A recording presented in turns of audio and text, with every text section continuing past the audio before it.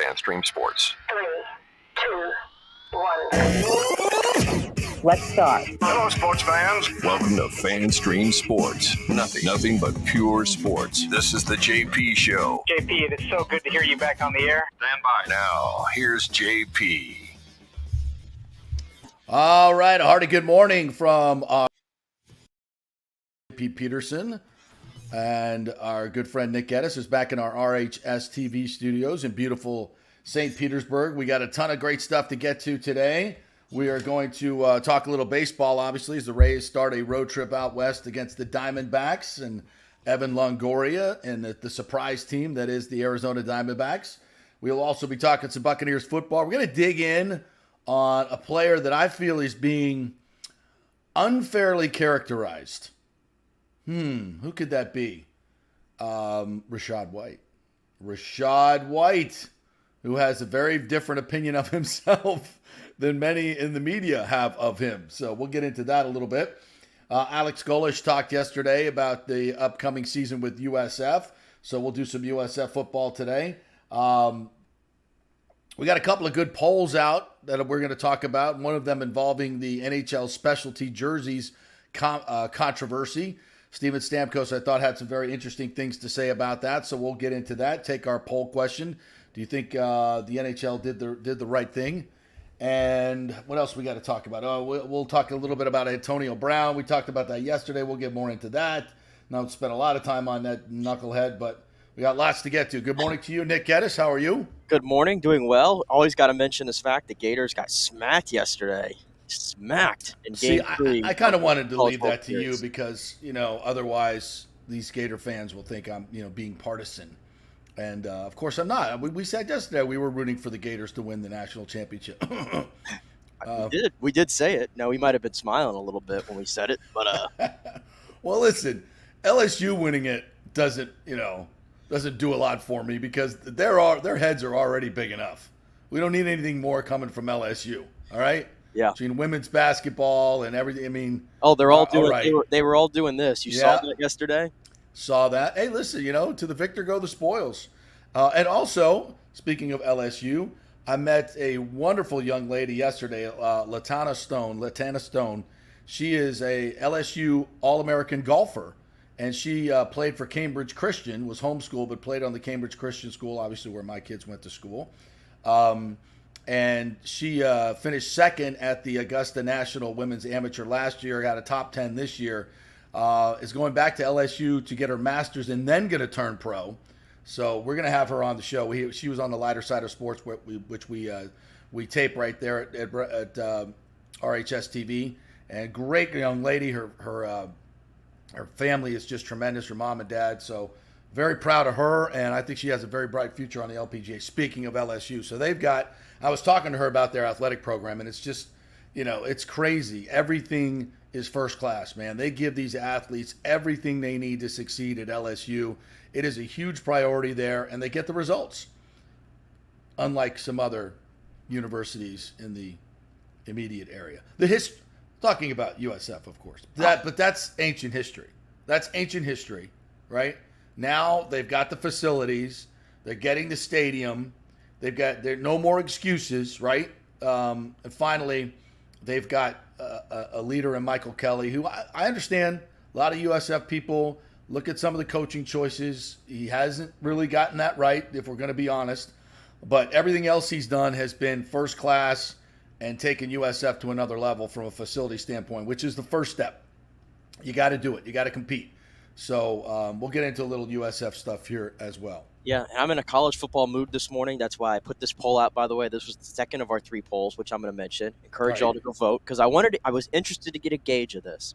What is Tampa Bay's hometown team? Oh, I love this one. For college athletics, because we talk a lot about, this market. Does USF have a hold on this market from a fandom standpoint with all the other schools? And I could only fit I couldn't put Miami in here, unfortunately. I couldn't fit it, but I thought maybe you could make the argument there's more UCF than Miami. Maybe I'm a little biased. Oh, yeah. No, you're right. I went with UCF. Not like they're running away with anything. They're only 4%, so I think we can get rid of the Tampa hometown team 2 banners that they love to bring over here. Please. But so far in this poll, USF 48% on top. 48% on top there. interesting because I half-heartedly, I voted for FSU, not because I think it's interesting. And I thought to myself, I should get the Nielsen ratings. I used to have a contact at Nielsen. I could email them questions, and they would get back to me with some really interesting stuff.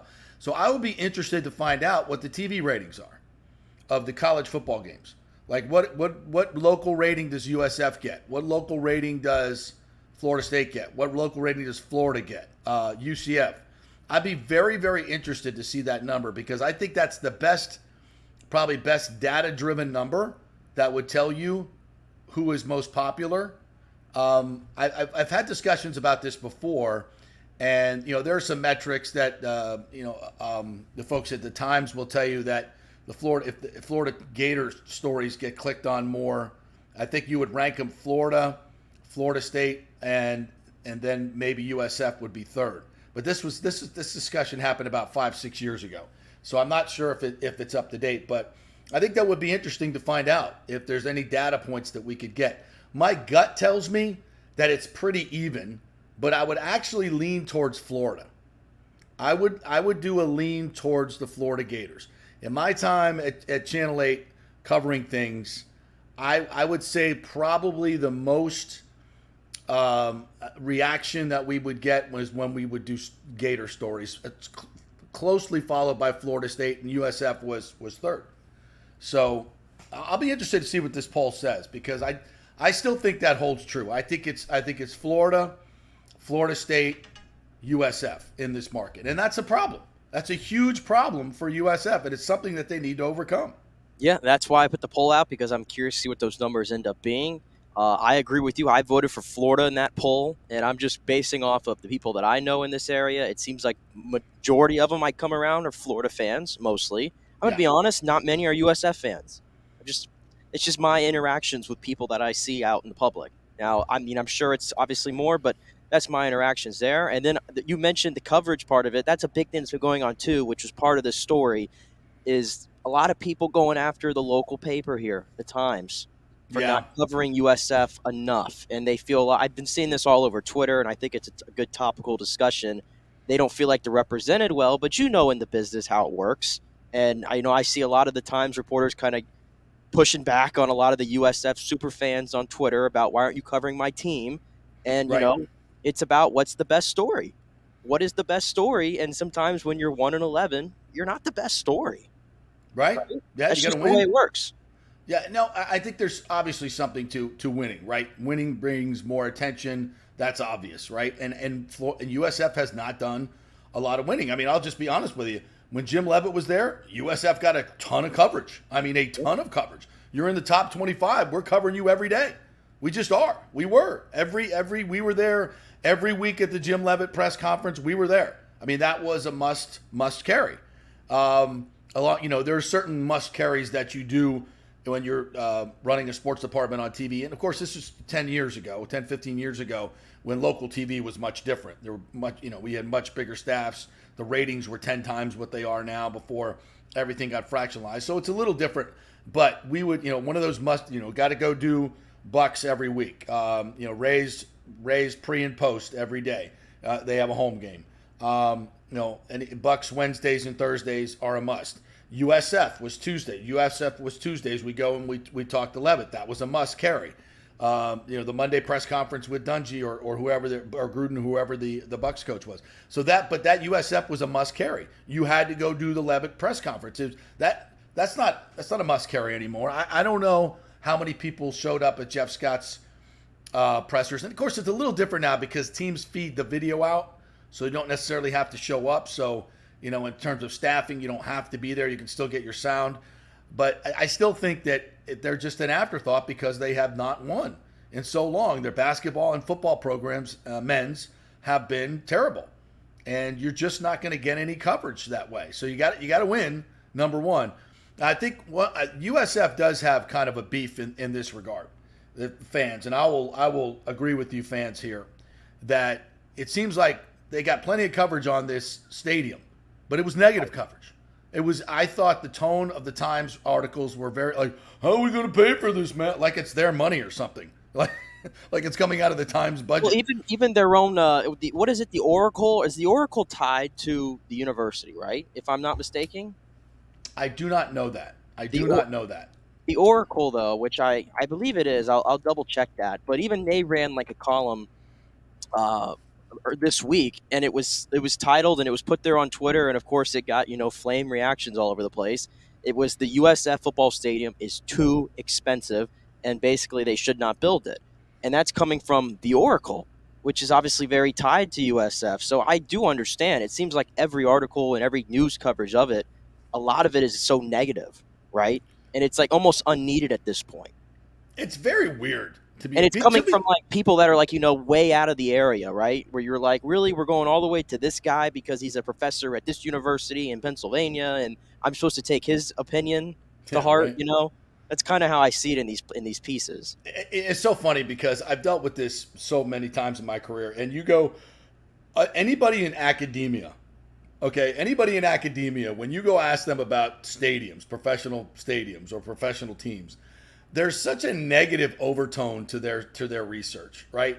And I've seen a lot of this research, and I think it's completely flawed in so many areas because they don't include. They talk about economic impacts. There's so many things that they don't include as part of economic impacts. For instance, they did an economic impact study on the Braves Stadium, okay, and they just took the cold, what I would call the cold hard dollars, right? The tax revenue that's charged for a burger or a beer in the Battery that goes towards schools in Cobb County, right? I'm talking about the Braves model. There's tax revenue for every ticket. So there's the cold hard fact, and they said that's the economic impact. What they did not factor in were the 10 office buildings that were built within 2 years of the Braves Stadium, at least 10, and there's probably 25 to 30 now.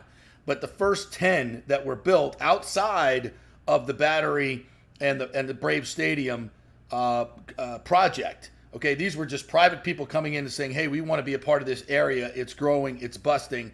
We want to be part of it. So they built 10 office buildings. Now, every one of those office buildings, every office has rent. Every rent pays into property tax. Those are property tax, huge hits for property tax.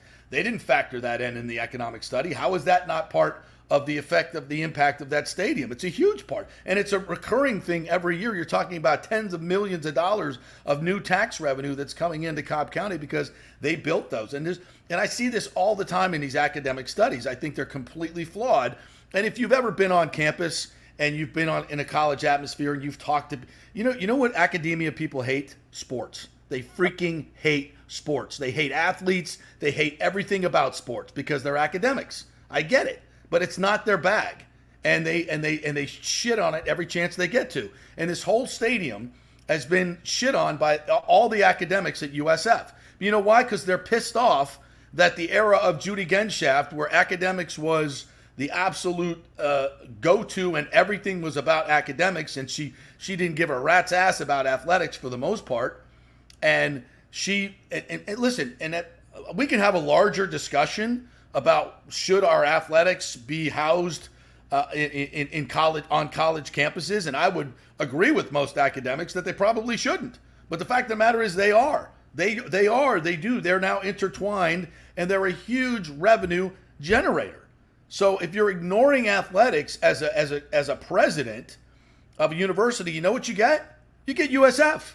You get this huge university of 45, 50,000 students that has no school spirit, really. I mean, relatively speaking to other schools, right? It has very little identity as a school because identities come from what? Athletic departments. Nobody's out there running stories about, getting a lot of attention anyway, about how your economics department did this year or how your horticulture department did. We ranked 4th in horticulture this year. Who gives a rat's ass? Nobody. It might be important to some people, but most people don't give a rat's ass. So this is where your identity comes from. So if you're not going to get on this bandwagon, and Judy never really did as the president, then that's what you're going to do. You're going to be this big anonymous, huge glump of green and white sitting out there on Fowler Avenue that nobody really knows about because you have no identity. Again, should it come from sports teams? Probably not. but it should dovetail. I mean, you look at the great universities that do this really well, and I would point to the University of Florida as one of them. Tremendous, and Florida State as well. And Florida State, I think, is a better example because from an academic standpoint, when I went there, you get 700 on your SAT and get in. Right? Now you got to have a 1,400 to get in there. Why? Because their athletic program at Bobby Bowden put Florida State University on the map. And everybody wanted to come to Tallahassee. The more students want to come there, the bigger your profile, the better your academics gets, the more booster money you get, the more people, the more donations you get. You become this huge university that athletics is your PR department, which helps your university's academic department. And Judy never understood this. Now, the new regime, RIA Law, and this whole group that put the stadium together, they get it.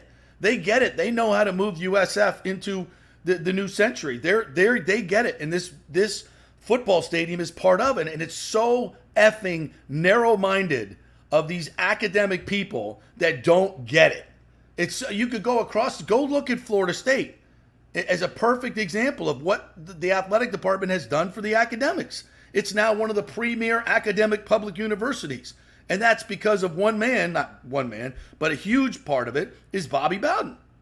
So you may not like the game, the way the game is played, but guess what? Hate the game.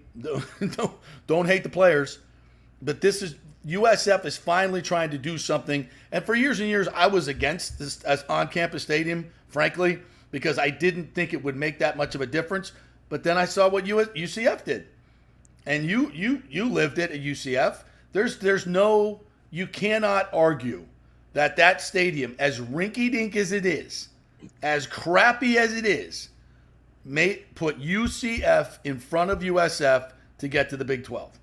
Because it gave them more chance to be successful in football. They became successful in football, and boom, there you go. Well, it helps. And just in general, like all athletics, not even just football, it seems like when they want to do facilities, like even in like the last 2 years under an athletic director change, like the new guy has come in and, Danny White was great and all that. Don't get me wrong. He took UCF to the next level, and Terry Mahanger has kind of taken it over. And when he wants something done with athletics, it just seems like it gets done. Right. It just gets done, right? There's not many hurdles to go over. They upgrade everything, whether that be uniforms, whether that be outdated locker rooms, clubhouses, a new shade of paint here and a new coat of paint there.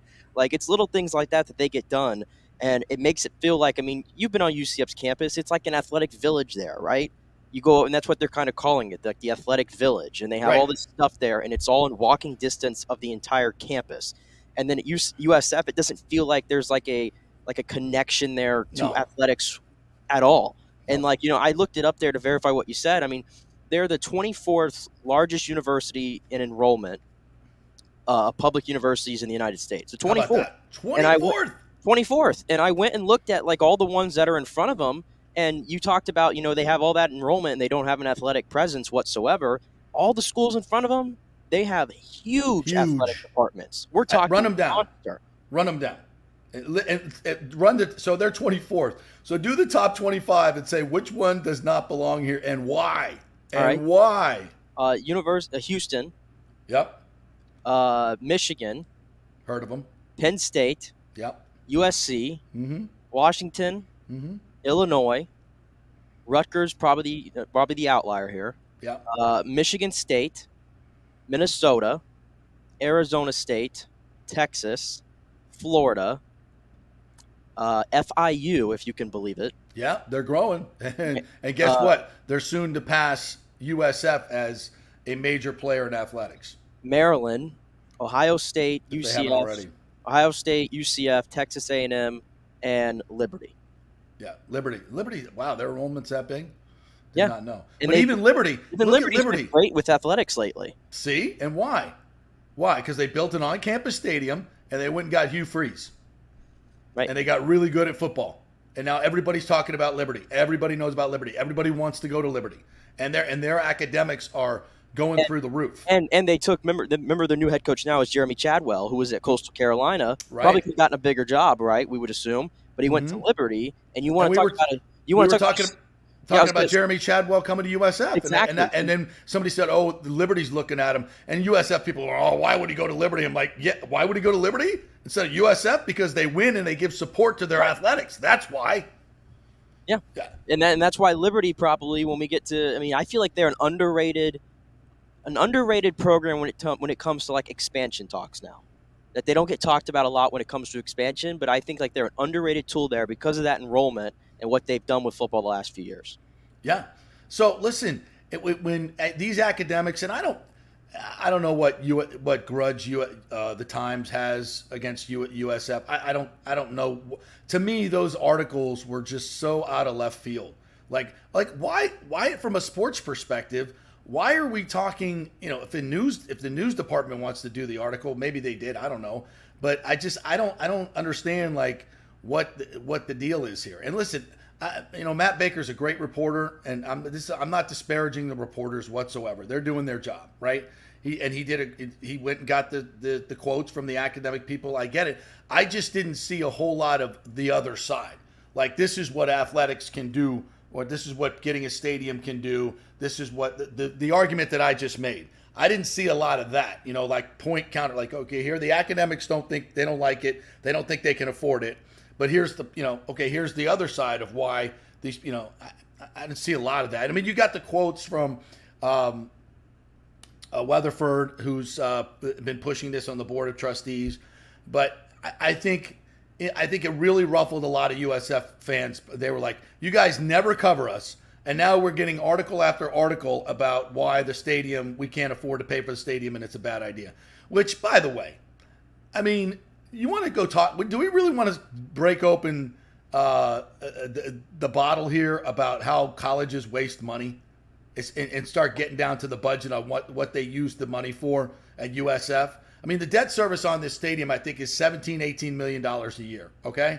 $18 million a year. I'll go through that USF budget, and I'll start with a lot of your bloated salaries for these tenured professors that don't even teach any classes at all. And we'll go ahead and find $18 million real quick. The things that, as opposed to what this stadium is going to do, hopefully, for USF. Look, there's no guarantees that the stadium's going to be full or even half full, right? There's none. But I'll tell you this. The road they were going down was a dead end. It's been a dead end. That's what I'm saying. Like, I mean, my wife went to USF, right? You know how many football games she went to in 4 years? 0? One. Yeah. And left at halftime. Yeah. Was bored out of her mind. Yeah. She came with me to like multiple UCF games, and she actually enjoyed herself. And she said it's because of the atmosphere, right? There's people there, and it's a very like inviting atmosphere. It's more like the stadium, because it's not Raymond James, and I think I kind of like this, right? That's why I really like the idea of the on-campus stadium that's kind of like, 35,000, 40,000? Right. It feels a lot more like close-knit. Like you're kind of packed in there, right? Like almost like a family environment, whereas Raymond James is just like, it's just huge. And when you're having issues like, putting on a good product and all that, everybody's spread out. It's so much more different at UCF and some of these other places. So, I mean, that was her kind of experience. And that's kind of when I talk to people that I know who went there, like Saturday comes, they're not looking at the schedule of who USF's playing. They don't care. They just have not cared over the last few years. And I think that's the biggest thing. You've got to have that on-campus stadium. It's in their mind. It's right there. There's no hurdle, like I keep saying, of, I got to drive 25 minutes or 30 minutes over here. And we're playing at noon all the time, right? So it's going to be hot as hell in Raymond James during the fall. And I can't, tailgate and things like that. It's all these things that have just kind of combined to get you where you are right now. Yeah, I totally agree. And when I went to a couple of USF games this year, and the first thing that hit me was it's not a collegiate atmosphere at all. The music was recorded. The band wasn't playing. I don't know if it was just for this particular game. Maybe there was but the band didn't play a lot. Like, to me, you go to a college football game, I want to hear the band. I know you get sick of hearing Rocky Top. You want to throw up. Yeah. They play it so many times, but that's what college football is all about. Go into the swamp, listen to the Gator band, do the Gator chomp. I mean, that's the cheerleaders. That the collegiate atmosphere is what makes college football. It's not the football on the field. It's very similar to the NFL. It's the atmosphere. You know what I almost want to see them take a page out of? And they already have the right guy to do it right now with the new stadium, right? If this gets built in 2026. And I'm not just saying this because he's a friend of the show, but Greg Wolf. I was going to point that out because we talk a lot about in the modern day with athletics and things like that, you need kind of more around you. You know, we talk a lot like with the Lightning and everything. And I tell you what, Greg's the best in the business at what he does. And when I went to the UCF-USF game this year, I kid you not, Greg to me was working his butt off to get that crowd into the game. Yeah. He was working his butt off. And I can imagine if you had it there in a 35,000-seat stadium, it's full, and Greg's doing his thing like he does at the Lightning, and you add the entertainment aspect into it with the old traditions of hearing the band. And, of course, you got to put a good product on the field at the end of the day, right? I feel like they have the recipe, I think we'd all would agree, is there for USF to really do something special. But again, as RJ Martin kind of puts right here, and this is so true, I graduated from USF in 2018, and the games were great back then. We were good, though, and winning makes games fun in any sport. That's true. Yeah. At the bottom line, you win games, and almost all this other stuff is great, but sometimes it really doesn't matter. This one from Lonnie, I think, is real interesting. I was paying $25K a year and had half-assed professors, furloughs occurring, cutting classes my junior and senior years for sports broadcasting. We kind of need good facilities and equipment. I don't know if he's talking about USF, but just in general, college. You know, my kids. I have one child in college right now at Belmont University. It's a little different. It's a much smaller school, but when Cullen went to FSU. I was like, how many, tenured professors are teaching classes? He's like, none. They don't teach classes. You have a bunch of teaching assistants that teach most of the classes. Those budgets are so bloated. Like USF's going to go broke by building this stadium. Like, I mean, what are we talking about here? It's ridiculous. It's ridiculous. These endowments are just hundreds of millions of dollars. They're not going broke building this stadium. It'll be fine. Yeah, and you can go look at it because I believe the professor universities, if I'm correct, are public. Like they're public, right? Yeah. The salaries. Yeah. So you can go see, because I used to do that when I was at UCF. I'm going to be honest. I'd go and check and see, like, okay, what the heck is this guy making, right? He's killing me. Well, what was your experience? Tell me about it. With, like, the salaries? And how often you saw your teacher and how accessible they were. I really never had problems. Now, I will say at Florida Gulf Coast, when I was down there, smaller university, it was a lot more accessible with teachers. But I think that's just a product of being in a smaller university than being at a 72,000, allotment, right? Mm-hmm. There's a difference there, but I never really had a problem. They all teached and everything. And, a lot of them, like in the journalism program, had great credentials and stuff like that. And I feel like I actually learned, and I still communicate with some of them now that I'm out of college and lean on for advice and things like that. So I personally never had these problems when it came to professors. Yeah, at bigger schools, it's just there's not a lot of teaching going on. Well, half the captain. And also, I'm also remote still. Yeah, and I was going to say that I'm a product of a year and a half worth of college from the COVID era, where it was all over online. And I think some teachers are good at conveying it wherever they are, right? If they're in the classroom or if they're online. Some just aren't. This one from Thomas. UCF is an off-campus student-based, successful hybrid concept in the 80s. UCF was very much like USF until what? Till they built the stadium, right? It's very now there's an on-campus atmosphere for these games, and it's it is what it is. Oh, and social media is a big thing there with UCF, by the way. Their social media presence, they dominate that realm of the world, where USF probably does not. Yeah. So I didn't mean to get started on this USF topic, but I do think, they have I think there's a rabid fan base out there that's just waiting to jump out. Yeah. I really do.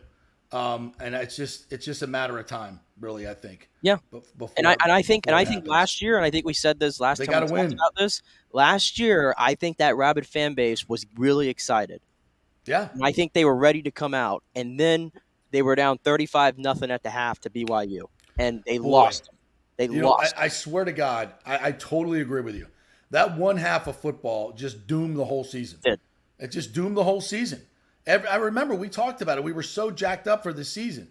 And then, at the end of the year, Your All-American player is gone. All the good players from USF. Let's just be honest. Every good player they have has left the program, and Alex Golesh is going to have a hard time.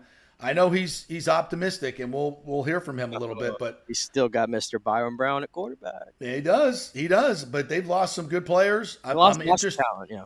I'm interested to see what they got, and I'm supporting him a lot. But I think it's going to be a rough season for USF.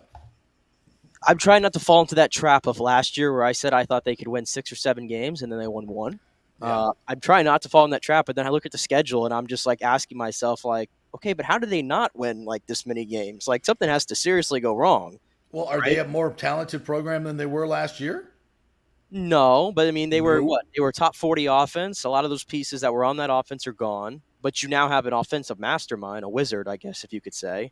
The conference is a lot easier. The schedule is a lot easier. True. But like I said, end of story for USF. The main goal to me, if you're looking for a long-term goal right now, or maybe this is short-term too, you have got to find a way to stay in front / get in front, however the way you view it right now, of FAU. Yeah. I think that's your new – forget about UCF. That battle is lost. It's right. over with. That rivalry, is, as far as you know, is dead. Now your rival is FAU. That's your competition. I agree. They're hot right now. They're emerging. Red hot right now. You have to find a way to stay in front of them. I totally agree. And they're very similar – and they're both in metropolitan areas, right? FAU but FAU has an on-campus stadium. Yeah, they already have the head start. It's a rinky-dink, and maybe that's why Tom Herman chose to go there. And don't underestimate USF. Don't underestimate what this run to the Final Four did for that university. Right, for basketball, yeah. From a revenue standpoint, an interest standpoint, everything, and their head coach staying at FAU, by the way, Dusty May. Yeah, I think this academia backlash on the stadium is very, very misinformed. Very, very misinformed. But I've been on college campuses and covered colleges for a long, long time. And it's oil and water, academics and athletics. They hate each other. They'd have to coexist because that's the way the world is. But any chance that academia gets to take a shot at athletics, they'll do it. And being completely ignorant that it's paying their salaries. In a lot of ways. So, all right. Did not mean to get off on that topic, but we covered it. We were going to cover it today, but your thoughts, if you want to jump in on the comments or take our poll question as well, and update on the poll. Like, is USF going to? Are they going to run away with this poll? I don't know. Is that possible? They could. Let me pull it up here. Get a real time update. Because once it gets into that USF. Twitter space. Yes, it's somebody. Those guys that start. Please retweet it. All you USF folks that are voting, retweet it, because otherwise you're going to get overrun by Florida. Florida State. So far, it's 47% USF, 32% Florida, 18% Florida State, and then my UCF is coming in at 3. Yeah. I didn't vote for them, by the way. Just putting it out there. No, I voted for Florida. All right, here's I went Florida State. Tonight, another poll we're putting out. Tonight, the Rays will begin their series against the Diamondbacks. It is only their second series against Evan Longoria. Despite his age, would you want to see Longo, the man commonly regarded as the greatest player in team history, play for the Rays again? That's a big fat no for me. You're against fun. You're just against fun. No, I'm for good baseball. I'm for good baseball. He doesn't fit the DNA right now for this team. He doesn't. DNA. And by the way, we got a pretty good third baseman. He's raking. He's pretty damn good defensively. He's a hell of a lot younger, and guess what? He's a lot cheaper. Let's remember Longo for what he is. We don't have to bring him back. I just want a vet. I just like my vets, man. I just want a vet. Think how fun it would be. Come on. First game Longoria back, you go to it and you hear the violins playing. I mean, come on. I'm getting chills just thinking about it. Like, that's all it's for. That's all it's for. All right. But I mean, we're a serious baseball team. We're not here. You were around, but in the early days, and no disrespect to these players, but we brought in Wade Boggs at the end of his career. Great to see him get his 3,000 hit. We love Wade Boggs. Are you going to tell me that Wade Boggs wasn't good as a Ray? I'm going to tell you he wasn't a building block for the future. No, but he was needed at that time. I would probably. Oh yes, absolutely. You wanted to put the. I'm fine with that, but that's my point. That's where we were at that point. Had to get fans. Let's bring in. But was that helping us build for the future in a way? Getting fans interested. Yeah, okay, I see that part of it. So yeah, I'm not saying we shouldn't have signed him. What I'm saying is we're past that part now.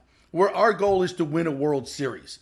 You want to have fun and have the violins and and get your little goosebumps and your nostalgia. Good. We'll have an old timers game and he can come back for that. We're building a champion. We're building a champion here, okay? Building a champion. We're not done with the ceremonial signings. All right? No more ceremonial signings. We're not bringing Fred McGriff back so we can get people to come to the games and sell a few tickets at the end of his career. We love the crime dog. He's fantastic. But we're building a championship now. Bringing these ceremonial players back, we're beyond that. We're older than that now. We've matured into a contender. We're not doing this stuff anymore. All right? So you take your Longos and your David Prices and your Scott Kazmirs, and let's remember them for the great Rays that they were. At the top of their game, helping us win baseball games. All right? The ceremonial signings are over. Okay? I feel like I just punished my child. I feel like I'm broken. Hey, I'm a broken man now. That hurt me a lot more than it hurt you. I don't think it did. I don't think it did. I'm on the verge of tears here. Come on. That hurt. I'm gonna have to go dust off the Longo jersey now later. Put your big boy baseball pants on. Get rid of the diapers, all right? Put your big boy baseball pants on. Let's go win an effing World Series, all right? Longo ain't helping us win a World Series. I just want him to get that ring. Just want him to get that ring, Of course, he's got the Diamondbacks playing pretty well too. But like I said, we got building blocks for the future, and we're moving on. We're moving on for the present, actually. All right, we'll take a quick break. When we come back, we're going to get into the Rays a little bit. They've got this series against Longo and the Diamondbacks, so we'll talk some Rays baseball. Rashad White, kind of a polarizing figure in the Buccaneers backfield. I think a lot of people think he's just a guy. I have a different opinion. We'll get into some more. We got some lightning stuff to get to in our NHL poll. Take that one as well concerning the specialty jerseys. So we'll hear from Steven Stamkos on that. Lots more to get to on the JP Peterson Show, live from Orlando and St. Petersburg and Vegas tomorrow, baby. Stay with us.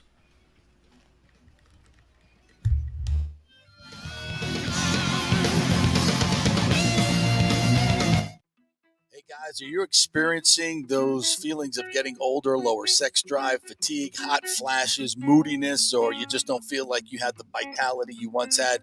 It's a chronic problem here in the United States. You're not just getting old, it's likely low testosterone. Studies over the last 20 years show a shocking decline in younger males aged 16 to 39. Older men have seen a sharp decline as well. So do something about it. Go see my friend Christopher Lugo at Bay Area Modern Medicine. Look, testosterone replacement is not a frivolous treatment. It takes a professional, targeted approach that focuses on total body wellness, vitality, and emotional stability, not a one-size-fits-all approach like many clinics use.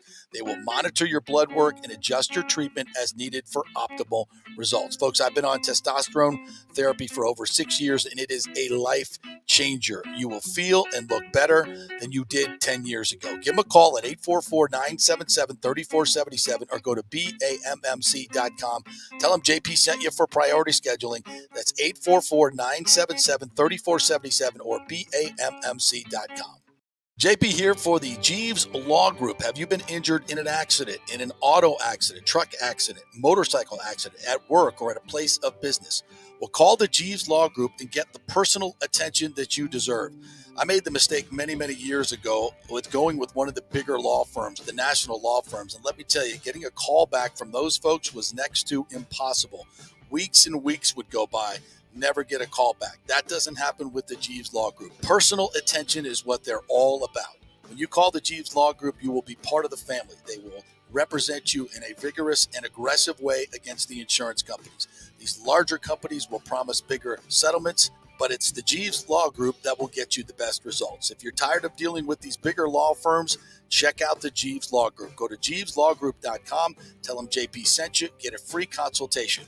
It's the Jeeves Law Group. Scott Jeeves has been representing clients in the Tampa Bay area for over 25 years. Give them a call. It's a free call, 727-894-2929, 727-894-2929, or go to jeeveslawgroup.com.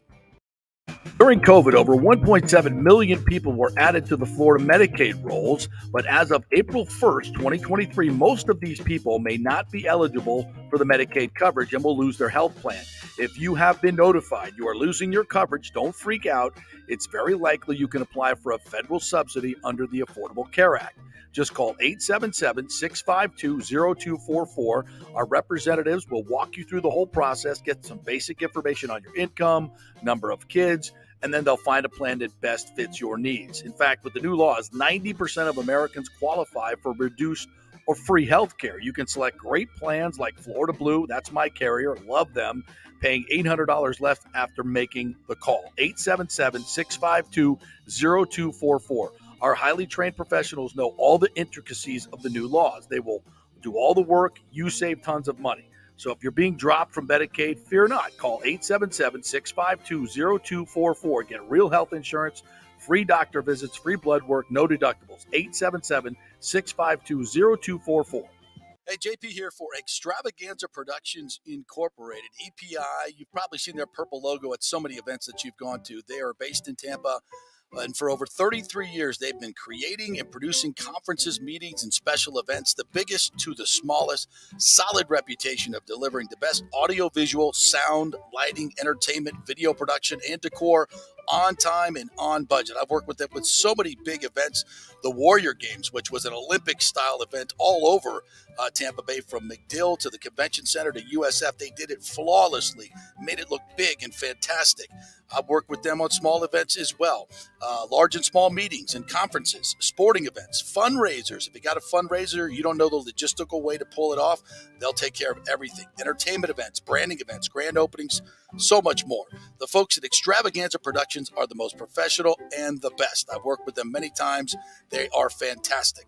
You can contact them through extravaganzaproductions.com or call 813-621-4700. Extravaganza Productions, they are awesome. All right, this is for all you guys who don't want to go to the gym and do 5,000 crunches. At Bay Area Modern Medical Center, you can get on the new True Body machine where you can reduce fat and tone up your muscle. It's like doing 54,000 crunches in just 15 minutes. Define your body as you see fit. True Body offers personalized muscle stimulation that delivers the equivalent of those 54,000 crunches in just 15 minutes. Just get in touch with them at Bay Area Modern Medical Center, BAMMC.com. Chris Lugo and the team over there will set you up on True Body and get amazing results. Non-invasive with comfortable and little to no pain and zero downtime. You can isolate and target those areas that you want to improve and treat multiple areas simultaneously. It's an amazing machine, so check it out at Bay Area Modern Medical Center, BAMMC.com. Coming back at you. Now, more with JP on FanStream Sports. It's only just begun. Welcome back. We're brought to you by the Jeeves Law Group. If you have been in an accident or had your car totaled and did not get a fair settlement, which is usually the way it goes, call the Jeeves Law Group. That's their sweet spot. They have got a lot of cases and they've recovered a lot of money for their clients. So if you're in that situation, make sure you make the free call. Go to jeeveslawgroup.com, Jeeves lawgroup.com, and get their contact information. Email them or call them, and they will hopefully help you out and get you some money if you have a case. So check it out. Call's free. Might have some money sitting there waiting for you, so go get it. Hey, can I point this out real quick before we move on from our college discussion? Real quick. Sure. Just real quick, because in the break, intern Nick over here, who's also a UCF grad, is telling me that I had one job, and that was to hype up UCF on this show. Okay? And by the way, that's not your job. But it's not my job. And intern Nick is so naive, so young, so short tenured here at the JP Peterson Show. Yes. And I will tell you right now, I'm going to say it one more time real quick before we move on. UCF, I don't care that I went there. I don't care that I have a degree that says I went there. I don't care. The most delusional fan base in college sports. on the face of the earth. On the face of the earth. Delusional. There is no Big Four. There never will be a Big Four. You're not in the club. Never be in the club. Can't sniff the club. Back of the line. No special treatment. None. Okay? Putting that out there. I love what UCF's doing in recruiting. I'll give them golf claps for that. They're doing good. We're getting 4 stars now. We're in play for all of that's great. That's great. But we're not taking over the Big 12. No. It's not happening. Okay? At least not yet. Love what I'm on the Gus Bus train, but please pump the brakes, UCF fans. Yes. Please. Delusional fan base. Delusional. See, that's why people love this show, Nick Geddes, because we keep it real. We keep it real. We root for our teams, but when it comes down to serious, objective analysis, we are spot on. We say what people want to say, but are afraid to say. We say it. Go Bulls, baby. That's why we have a lot of people that don't like us. A lot of people. There you go. We ruffle a lot of feathers. I'm sorry for that. It's just sports, folks. Get over it. Put your big boy pants on. Hey, if you're offended. Even Lee Corso has picked against FSU in college game day before. It ain't personal.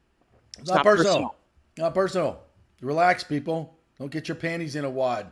If we take issue with something you've written or talked about, that's just our stupid ass opinion, just like your stupid ass opinion. Everybody has them. We respect them. We bring them on. We love to chatter, but we don't get thin-skinned when people take shots at us. Trust me, we're way past that. So, but we just try to keep it real for you folks. Here's the hope best, you like it. Here's the best advice. Just don't read the comments. Just don't read the comments. I know you can't resist sometimes, but we have to. It's part of the show. Well, not on the show. I meant on Twitter. I just don't. Oh yeah. I don't read them. I put an opinion out there, and I shut my phone off. I'm done. Yeah. If you don't like it, you want to clap back, fine. I very rarely will go back and forth with people, because most of the time they're not interested in a meaningful I went back and forth with somebody, or at least I tried to last week on something stupid, and I responded back, and then I responded to his tweet, which I thought was stupid, with my stupid opinion. And then he responded to me back with an even stupider comment. And in the process of me commenting back another stupid thing, he blocked me. He blocked you? Oh, God. He blocked me. Yeah. I do block people when they get personal. Like, if you want to keep it to the issues and be respectful, it's fine. When you start getting personal, I have no time for that. I usually got like 12 followers and, Because we're typically just talking about sports. Right. We're just talking about sports. We're talking about sports, boys. Come on. All right, so the Rays are at the Diamondbacks. So somebody in the comments said, are we going to boo Longoria? Well, you can, but he's not going to hear it. Why would you? Exactly. Why would you boo Longoria? Goodness, man. I mean, the chicken fingers and pizza are not great at Ducky's, but other than that, I wouldn't boo him. I'm going to be honest. Ducky's, I went there once. They served buffalo chicken dip with Fritos, and that was a no for me. Fritos in a buffalo chicken dip. Explain that one to me. No, wait. I'm gonna take umbrage with this. You're taking umbrage. That sounds fantastic. That sounds awful. A corn chip with yes. No. Oh, yes. No. You just need a classic Mexican tortilla chip. That's for all dips. No Fritos. No. What? I got a bone to pick with Evan there. I have a bone to pick. So wait. So you're saying this just with buffalo chicken dip or with everything dip? It has to be with most dip. I just need a regular, like when I get dip at like the Publix or whatever, I get like the Mission tortilla chips because it's like the closest thing to like a restaurant tortilla chip. That's all you need for dip. We don't have to get fancy here with all these other things. Oh, yes, you do. You're missing out on missing out on the wonder of that sweet corn Fritos taste. By the way, why does Tally's feet smell like a bag of Fritos?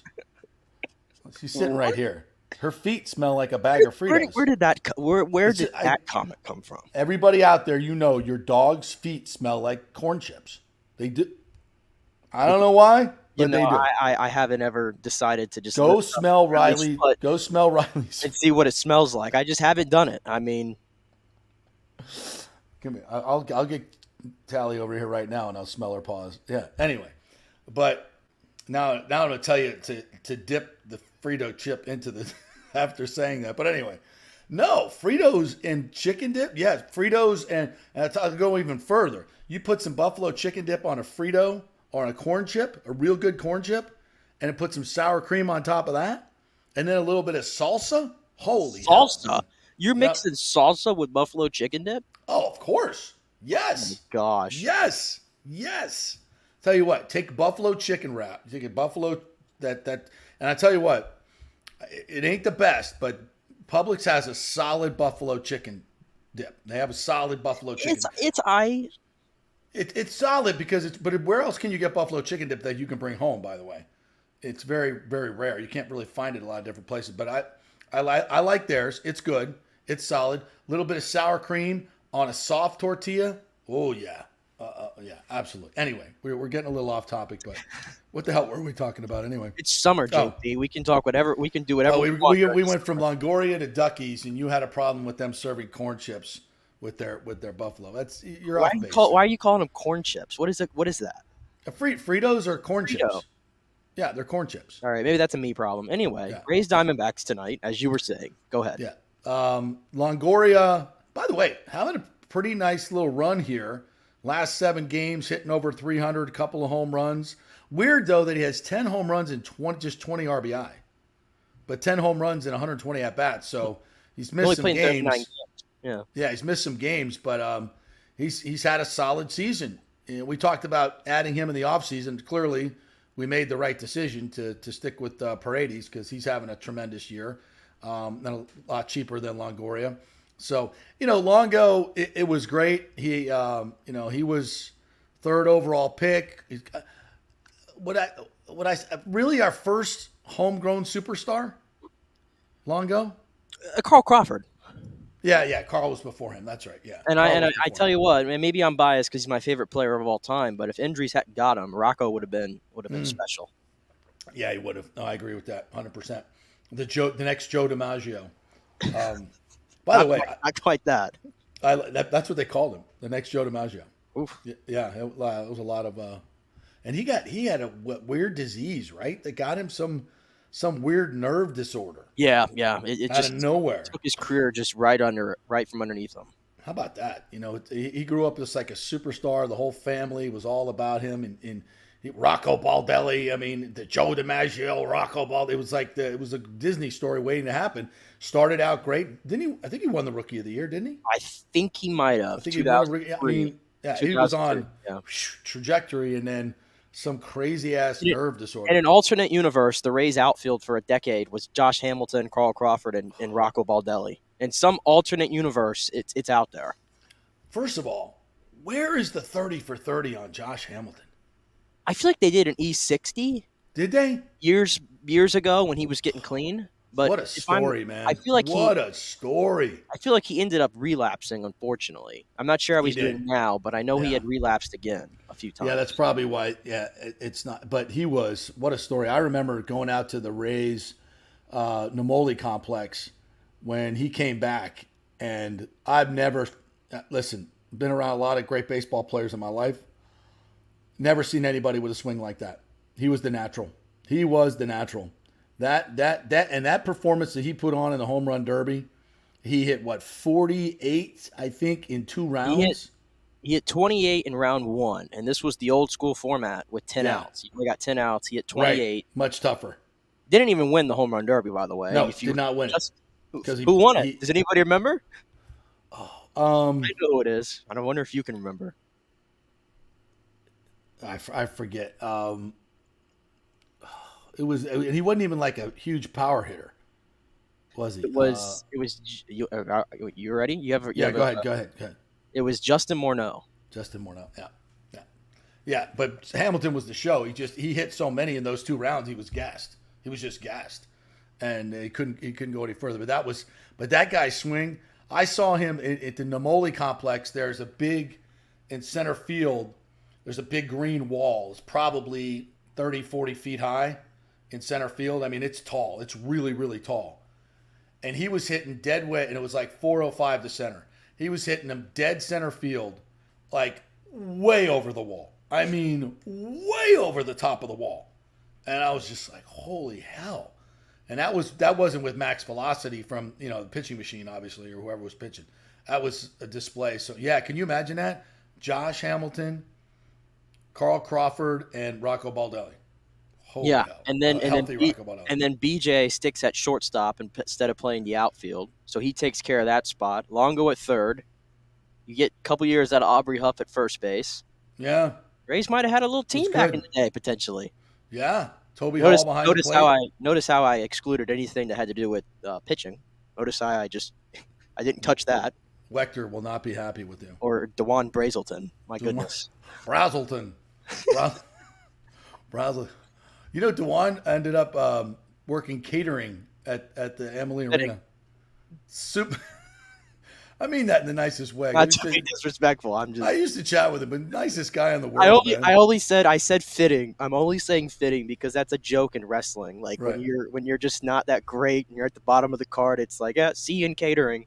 See you in catering, brother. That's where every low talent sits at all night. You're just in catering. He was like the third overall pick or first overall, like out of Middle Tennessee State. Like we took a picture out of Middle Tennessee, that college hotbed of baseball. Middle Tennessee State, Murfreesboro. That's where you go find the good ones. Yeah. Shocking development. That was oh my God, the whole Chuck Lamar deal. Chuck Lamar. Yes, sir. No, sir. Yes, sir. Yes, sir. Yes, sir. No, sir. No, sir. Yes, sir. No, sir. Chuck Lamar was, and this is from a very, very good source. John Sherholtz unloaded Chuck Lamar. Chuck Lamar was like somebody's nephew and was forced on him in the Atlanta Braves organization. So when Namoli was looking for a GM, he went to Sherholtz, who at the time was in the middle of, the 14 years division titles in Atlanta. And Sherholtz was like, you got to take Chuck Lamar. This guy is he's the best. He is the best. He's going to be the best general manager in the history of baseball. You got to take this guy. He's the man. We hate to lose him. Wink, wink. But take him. So we hired Chuck Lamar, who famously traded. We got to get Romano on to tell the story again, because this is when Piniella was the manager and Chuck Lamar was the GM. And, Pinella's like, hey, go get me an infielder who can hit. So Lamar goes and gets Jason Romano, who hadn't played infield in like 5 years. So Romano gets to the Trop, and Tally's having a dream. Can you hear her? Can you hear her in the background? I think she's dreaming about Fritos or something. She's dreaming about corn cheese. She just barked. Watching dogs dream is so funny. Hey, wake up. All right, she's done.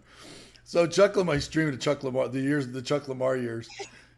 Yes, sir. Does anybody dream fondly of those? I don't think so. So Romano, he gets to the Trop, and Pinella's like, all right, go take some balls at short. And he's like, what? You didn't want to hey, Skip, I haven't played short in 5 years. So he had to go borrow an infielder's glove. Oh, my God. And he's out there taking balls at short. And he's like doing the best he can. And Pinella's like, this guy sucks. He goes, yeah, because I'm an outfielder now. And I've been an outfielder for like 5 years. Had a rinky-dink operation where the Rays, Devil Rays running back in those days. Brazelton. That's what we were doing. Yeah. Anyway, we're completely off the rails here tonight. I know. I meant to get to the fact that tonight we got a hell of a pitching matchup. If you're a fan of pitching, strap in. Because Todd Bradley is going for your Rays. And in the NL, a guy that we have not seen a lot. I don't even know if he's ever pitched against the Rays. I don't think so. Miami and Arizona. But Zach Gallen, who is a bona fide Cy Young contender in the National League. This guy goes deep into games. Torey Lavola, the manager of the Diamondbacks, trust him. He's the ace of that staff. So could be tough sledding for the night tonight for the Rays at the plate. He does not surrender too many runs and make mistakes. So I'm expecting a low score here in Arizona. I was looking at a picture of him on his on the D-backs site, right? And go look at the D-backs site and Zach Gallen and the picture, not his head-on picture, but the side picture where he's wearing his glasses with the beard. Mm-hmm. Right? You got that? Yeah, I see it. Dave Mishkin. He looks like Mish. He's Dave. He's Dave. It's Mish. Yeah, Mish throwing a two-seamer. Especially if you look at it one where like he's not facing forward, he's like pitching. Profile. Yeah, the profile there. Yeah, That's Mish. that's Mish. I'm gonna send a screenshot. I don't know if there. Mish has that lettuce though, like Allen does. He got a little bit in the back. Yeah, a little bit. That's fantastic though. That is a set of hair right there. That is a nice salad. That's a nice salad.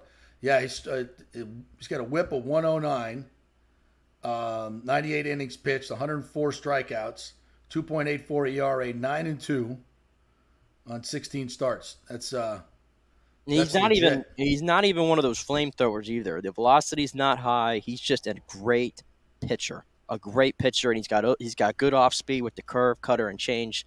But that's his trio of pitches. All of them are deadly. So this is going to be tough for the Rays tonight. We've been talking about the offense has kind of hit a little bit of a funk.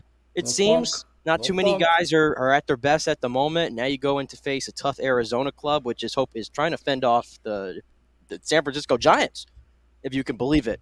In the NL West, it's the Giants who have proven to be the toughest competition in that division. Not the Padres, not the Dodgers, but the team that missed out on Aaron Judge. So I expect a good one if you can stay up for it. 9:40 start times for these games, by the way. 9:40 start times, and then they go to Seattle right after Vegas. 10:10. Oh, it's going to be perfect for you then. Yeah, it'll be right in prime time for me at the sports book tonight. We'll be able to watch that game tonight. Maybe I'll throw a little wager down on the Rays tonight. I could get good value with Gallen. Please don't. You have doomed this team every time you've wagered. This is true. Be a good sport. I'll bet on the D-backs. I'll take the hit. So I don't want you betting at all. No, why? I'm going to Vegas. What am I going to do? Eat corn chips? You can go see the food. I don't know. Yeah, we're going to say do hi to that. Mark. Go say hi to Tom Brady. You know what we're doing? We're going to Hoover Dam. Hoover Dam. That's what I go to Vegas for. Go to Hoover Dam. Hoover Dam. One of the 7 man-made wonders of the world. Why? And you know why? I'll tell you why. You want to know why? Why? Because my grandfather helped design the electrical room, and the high tension wires that go from Hoover Dam to L.A. My grandfather designed those, and part of the electrical house. That's right, my grandfather. Believe it or not, William Peterson, the first. Yeah, and we're going to see his name. You're going to see his name right there on the plaque. I'll take a picture of it and send it to you. How about that? That's the kind of lineage in my family. I knew that's exactly what was going to happen. I start ripping on the fact that you're going to Hoover Dam, and then there's always a personal connection story. You know how many times you feel bad now, don't you? You know how many times that's bit me in the ass, like in public too, with people I don't know. My father, by the way, not far from where I'm broadcasting right now. My father, his company, and he was the lead designer for all the public works in Walt Disney World, the Magic Kingdom. So engineers. Yeah. So every time you take a dump at Walt Disney World and it flushes, you thank my dad. No. I've never taken a dump at Walt Disney World, but no. Are you one of those people that won't use a public toilet? Yeah, we've had this discussion already. We've had this discussion. You think I'm doing that at Disney? Do you know how many different people use those restrooms a day? You gotta go. You gotta go. Have you ever watched? There's no urgency. This is one of the problems with you younger people. No, you think you're going to get COVID or tuberculosis from the toilet because if you have to go to the bathroom. It's not that, JP. It's a mental thing.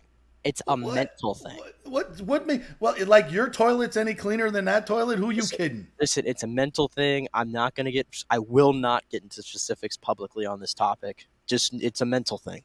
You kids today, man, you think you got I can't go to the bathroom in public when I pick up some germs. Drink out of a garden hose while you're growing up. It's not germs. It's not germs. An immune system like mine. I did drink out of the garden hose. Thank you. I laughed at COVID. Okay, I did all those things. I ran through sprinklers. I did all that. And you can't use a public facility? What's wrong with you? It's a mentality thing. No, you kids today. Step up. Take it up at Disney World. Step up. It's freeing. It's very freeing. And it works thanks to my dad, which is the whole point of it. That's right. Yeah, he came, that Seven Seas Lagoon. Yeah, that was him. He built that whole thing, that Seven Seas Lagoon.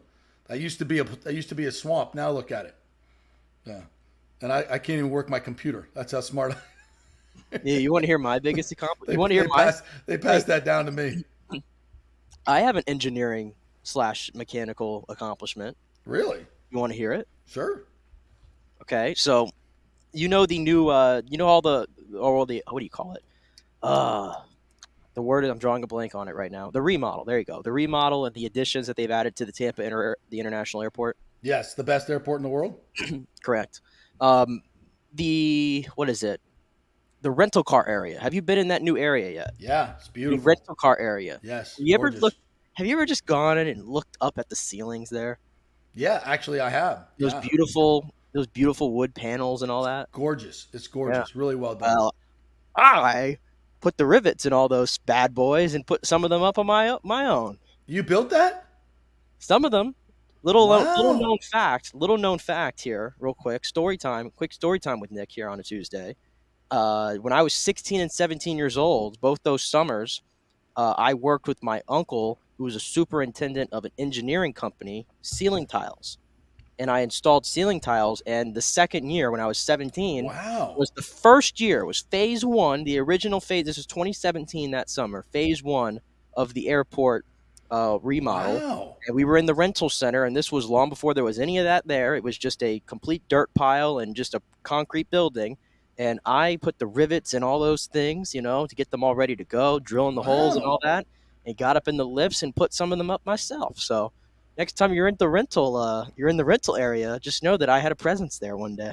Wow, that's impressive. There you go. That's a golf clap for you. Wow. I'll also scoot right through that so those things don't fall on my head. Yeah. Don't trust it at all. Please don't. I know who put these in. Yeah, there you go. See just what happened right there. All right, quick break. When we come back, we're going to give you some Bucks talk. We promise you Bucks talk on each and every show. And up next, the polarization of Rachaad White. Some people think he's a bum. He's just a guy. I think differently, and Rachaad White definitely thinks differently of himself. So we will get into the Rachaad White, and also, as part of that debate, we will bring up my other soon-to-be well-known player, Keyshawn Vaughn. So quick break. We'll be back here on the JP Peterson Show, brought to you by the great folks at Italiano Insurance. They just hooked me up on my auto insurance. They raised my rates. My other company did. So I said, hey, can you shop them around? Guess what, guys? Saved me $600. $600 on the 6-month premium. That's real money, folks. That's the great folks at Italiano Insurance. And Charity stayed till 9 o'clock to get the job done for me. 9 o'clock she worked on this to get the job done for me. That's how awesome she is. And that's how awesome they are at Italiano Insurance. So give them a call at 813-877-7799. Back in 3. All right, this is for all you guys who don't want to go to the gym and do 5,000 crunches. At Bay Area Modern Medical Center, you can get on the new True Body machine where you can reduce fat and tone up your muscle. It's like doing 54,000 crunches in just 15 minutes. Define your body as you see fit. True Body offers personalized muscle stimulation that delivers the equivalent of those 54,000 crunches in just 15 minutes. Just get in touch with them at Bay Area Modern Medical Center, BAMMC.com. Chris Lugo and the team over there will set you up on True Body and get amazing results. Non-invasive with comfortable and little to no pain and zero downtime. You can isolate and target those areas that you want to improve and treat multiple areas simultaneously. It's an amazing machine, so check it out at Bay Area Modern Medical Center, BAMMC.com. Well, Fitz the mortgage guy did it again. A listener heard his ad, was going to another big bank, but called Scott Fitzgerald at American Mortgage Services of Tampa, and Fitz saved him $618 on his monthly payment. Are you kidding me? Folks, that's big money. Rates are going up, they're going down, they're going all over the place. Scott will shop your loan and save you lender fees and get the best rates. Email him, scott@amstampa.com, or call 813-294-7595. That's Fitz the mortgage guy. Lots of stuff going on right now, and these rates are going all over the place. You need somebody knowledgeable in the market that will work hard for you and get you the best deal. That's my man, Scott. He's done 3 loans for me, done thousands of loans for local folks here, works with a lot of the coaches and players in the area. He's the guy. 813-294-7595, or go to scott@amstampa.com. Insurance coverage can be confusing and expensive. I mean, where do you start? Which companies can you count on to pay out fast and fair? Well, call the great folks at Italiano Insurance. It's a family-owned business. Jeff and Nat Italiano are carrying on the 60-year-plus tradition of giving amazing customer service and giving back to the community through their annual backpack drive for needy students and their support of the local pediatric cancer patients. But it's the customer service that sets them apart. They can shop all your insurance needs and save you big-time money. Don't hop on the internet and waste time looking at some bogus reviews. Talk to knowledgeable agents and not some voice-generated robot. These are confusing times for homeowners, and Italiano's team of experienced professionals can provide the right coverage for every situation: home, auto, business, life. It's Italiano for all the pieces of your life. Call 813-877-7799 or go to italianoinsurance.com. During COVID, over 1.7 million people were added to the Florida Medicaid rolls. As of April 1st, 2023, most of these people may not be eligible for the Medicaid coverage and will lose their health plan. If you have been notified you are losing your coverage, don't freak out. It's very likely you can apply for a federal subsidy under the Affordable Care Act. Just call 877-652-0244. Our representatives will walk you through the whole process, get some basic information on your income, number of kids, and then they'll find a plan that best fits your needs. In fact, with the new laws, 90% of Americans qualify for reduced or free health care. You can select great plans like Florida Blue. That's my carrier. Love them. Paying $800 left after making the call. 877-652-0244. Our highly trained professionals know all the intricacies of the new laws. They will do all the work. You save tons of money. So if you're being dropped from Medicaid, fear not. Call 877-652-0244. Get real health insurance, free doctor visits, free blood work, no deductibles. 877-652-0244. Hey, JP here for Extravaganza Productions Incorporated, EPI. You've probably seen their purple logo at so many events that you've gone to. They are based in Tampa. And for over 33 years, they've been creating and producing conferences, meetings, and special events, the biggest to the smallest. Solid reputation of delivering the best audio-visual, sound, lighting, entertainment, video production, and decor on time and on budget. I've worked with them with so many big events. The Warrior Games, which was an Olympic-style event all over Tampa Bay, from McDill to the Convention Center to USF. They did it flawlessly, made it look big and fantastic. I've worked with them on small events as well, large and small meetings and conferences, sporting events, fundraisers. If you got a fundraiser, you don't know the logistical way to pull it off, they'll take care of everything. Entertainment events, branding events, grand openings, so much more. The folks at Extravaganza Productions are the most professional and the best. I've worked with them many times. They are fantastic. You can contact them through extravaganzaproductions.com or call 813-621-4700. Extravaganza Productions, they are awesome. Let's go. Right now, back to the show with JP on FanStream Sports. All right, welcome back to the JP Peterson Show, coming to you live from our Orlando studio. Nick Geddes back in our RHS TV studios. By the way, great way to watch the show is on RHS TV. You can download that app on your phone if you want to watch and listen. And that app doesn't have to be open for you to still hear the audio, which is good. You can also download the FanStream Sports app on your Apple phone. You can listen that way. You can also watch and listen on YouTube, Twitter. What else we got, Nick? We got another 1,000 ways you can watch. Go to fanstreamsports.com. Apple, Spotify, if you didn't mention those yet, as always. DSP Media is another place. DSPmedia.com is another place, their YouTube channel. So we are all over the place. We're getting between 50,000 and 100,000 views and downloads a month. So we would love you guys to join us. Please tweet out the show, retweet it, share the show. And we're also looking for advertisers too. We got a great group of advertisers, but we can always bring more aboard. So if you have a small business or a big business and want to reach a lot of great sports fans here in Tampa Bay, great and very affordable way to do it. We got packages starting at $750 a month, which is a steal. So come on ahead and join us. You can always email me, jp@thejppetersonshow.com, and we'll take care of you. jp@thejppetersonshow.com. Dude, we got some great comments. Before we get to Rashad White, let's go through some of the comments today. You guys are on fire. On fire. Going back towards Thomas Casper is right on here. No more hit shows. Hit show. Da-da-da-da-da-da-da, hit show. By the way, have you seen the Randy Arozarena? Every time you vote, his sombrero gets bigger on Twitter. Have you seen this? I have, yeah. That is the marketing department over there is just crushing it. They are crushing it. But as I said in my tweet, I retweeted that we got to vote for Yandy, vote for Randy, get out there, vote for those two. Where's the Wander Franco promotion? He's not in the final vote, JP. He's not in the final vote. Aren't we still getting votes for the All-Star? No? The way they do it now is they take the top 2, and then in the outfield, I want to say it's like the top 5 or top 6, I think. So Right. after like the first voting or after like the first month of voting or whatever it is, they take the top 2 at every position, and then they do an extra round of voting with just those 2 guys. Wander did not make the shortstop cut in the top 2. He finished 3rd behind Corey Seager and Bo Bichette. Now, we have Randy, I think, is going to be okay in the outfield. He had the 3rd spot at the moment, I believe. Yandy's got a little bit of some work to do. So Wander's not going to the All-Star game? He's not going to start the All-Star game. This is to decide who starts the All-Star game. Okay, all right. I think he'll go to the All-Star game, I'm hoping. But it's going to be tough because Seager and Bichette have been great. Just imagine if they want to take 3 shortstops. It really comes down to that.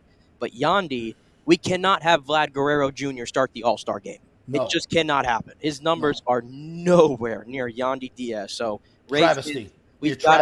This is when you got to put your Rays cap on now, and you've got to vote like crazy. Make like 30 different emails real quick and do it every single day. Get Yandy starting this All-Star game. Alani Wilkins not pleased with your owner. He's pricing out the local fans for the Atlanta series. $40 is cheapest ticket. I mean, it's the Braves. Listen, I can't, Lonnie, I love you, brother, but, you know, the $10 tickets were out there for all the games, so they probably sold out quickly. It probably didn't make a lot available for the Atlanta series because they knew that was going to be a tough ticket. Listen, the Rays are not having trouble. I think the weekend series, where typically they're not the $10 tickets, they've done so well. Yeah. I feel like the Rays almost proven they don't need to go super cheap on those series there at home on the weekend, which they've had plenty of them, right, this year. Yeah. It seems like most of the weekends they're playing at home. It's been great. But it's the Braves. When's the last time the Braves have been here in Tropicana Field? It's been a long time. Oh, long time, yeah. It's a premier team. I'm sure there's going to be Braves fans, you know, that are making the trip there for the summer and all that kind of stuff, and probably a good amount that live here, right, that have been living here for a while and grew up Braves fans instead of Rays fans. So that's going to be a fun series. I'm going to be over there at St. Pete that weekend. So yeah, I might go see the Braves. I'm going out of my way to see that, and I don't really care what the ticket price is. I'll hit up some of my rich friends to see if they want to buy me a ticket. I'll be sitting in the 200s, you know, my seat, and then. By the way, I'm not like super cheap, so I will buy. My deal is I'll buy the beers at Ferg's, so I'll give Ferg my money. Mark Ferguson, love him. I'll give Ferg all my money, and then you buy me the race ticket. So that's fair, right? So my money doesn't go to Stu. I didn't know that. I always wondered why it called it Ferg. So it's just the guy who owns it is his last name, Ferguson. Ferguson, yeah, great dude. Cool. There's my fun fact of the day that I didn't know. Best of the best, Fergs, yeah. That's how I do it. So if you want to buy me a ticket, I'll go to the game with you, and I'll buy it Fergs. So that's fair, right? And at the game, JP will personally go and buy everybody around a Bud Light. You know I'm an IPA drinker. I wouldn't drink that crap no matter what. I wanted to get a quick reaction from you. I probably shouldn't have. Well, I don't think I ever tweeted it out, but I think the day we were there was when the first Bud Light stuff started, or maybe it was after. I started it. Yeah, right after that, and you went by the big freezer in center field, and the 8th inning, we were walking out, 9th inning, and everything was picked over except the Bud Light. It was all free. The whole top of the freezer was all the blue, and everything else was like gone. Richie P says, Glory Days has the same thing and it wasn't so bad, Nick. Is that the buffalo dip? Okay, Glory Days is my favorite buffalo dip. I'm just going to put that out there. It is right fantastic. Now. Oh, my God, yes. You can request to get it with regular tortilla chips, which is what I do. I don't play with the Fritos. But their buffalo dip is fantastic. It's creamy. It's thick. They put actual chicken in there. Right, yeah. So make it big smoky. Chunks of chicken, and it's really smoky good. Too. They smoke the chicken and then put it in there, so it's just like flavor overload. So Glory Days used to be a sponsor. I got to get them back. That chicken dip and their wings. Their wings are flipping fantastic. The fire grilled wings is what The it's fire grilled wing, yes. Their fire grilled wings are the best, and they're big, man. They do not cheap out. Those things are humongous. They're like dinosaur freaking wings and drums. They're huge. Thomas, not a fan of Duckies. Yeah, I passed by it a lot when I went to the old house, and man, it's never crowded. It's last few times I was in there. Sorry, Evan, just call it like you see it. Nachman's smoked fish dip in Reddington Shores is a 10. I love a good smoked fish dip. I do too. I'm a huge smoked fish dip guy. Who's got Salt Shack has got a good smoked fish dip. That's a cool little really joint. good. Get some drinks on the Salt Shack's fantastic. Have you ever been to Salt Shack? You've been there, right? I've been there, but when it comes down to those type of places, I'm not going for the food. I feel like the seafood's always going to be kind of average at those type of places. It's more so the atmosphere. Yeah, they do a great job food wise, though. I a little full disclosure. Two of my friends own Salt Shack, but they come from the Outback, the old Outback of Jeff Smith and Bill Curtis. Jeff used to run Outback back in the day when Outback was really, really good.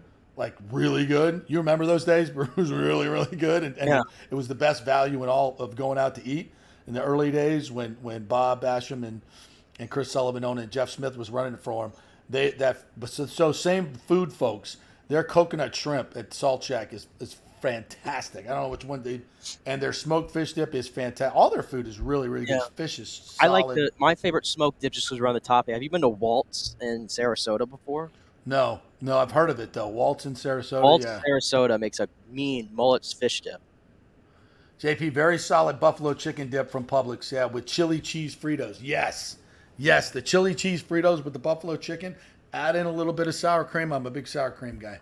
Yeah, full. By the way, reduced fat-free sour cream. What is the point? Stop it. That's just dumb.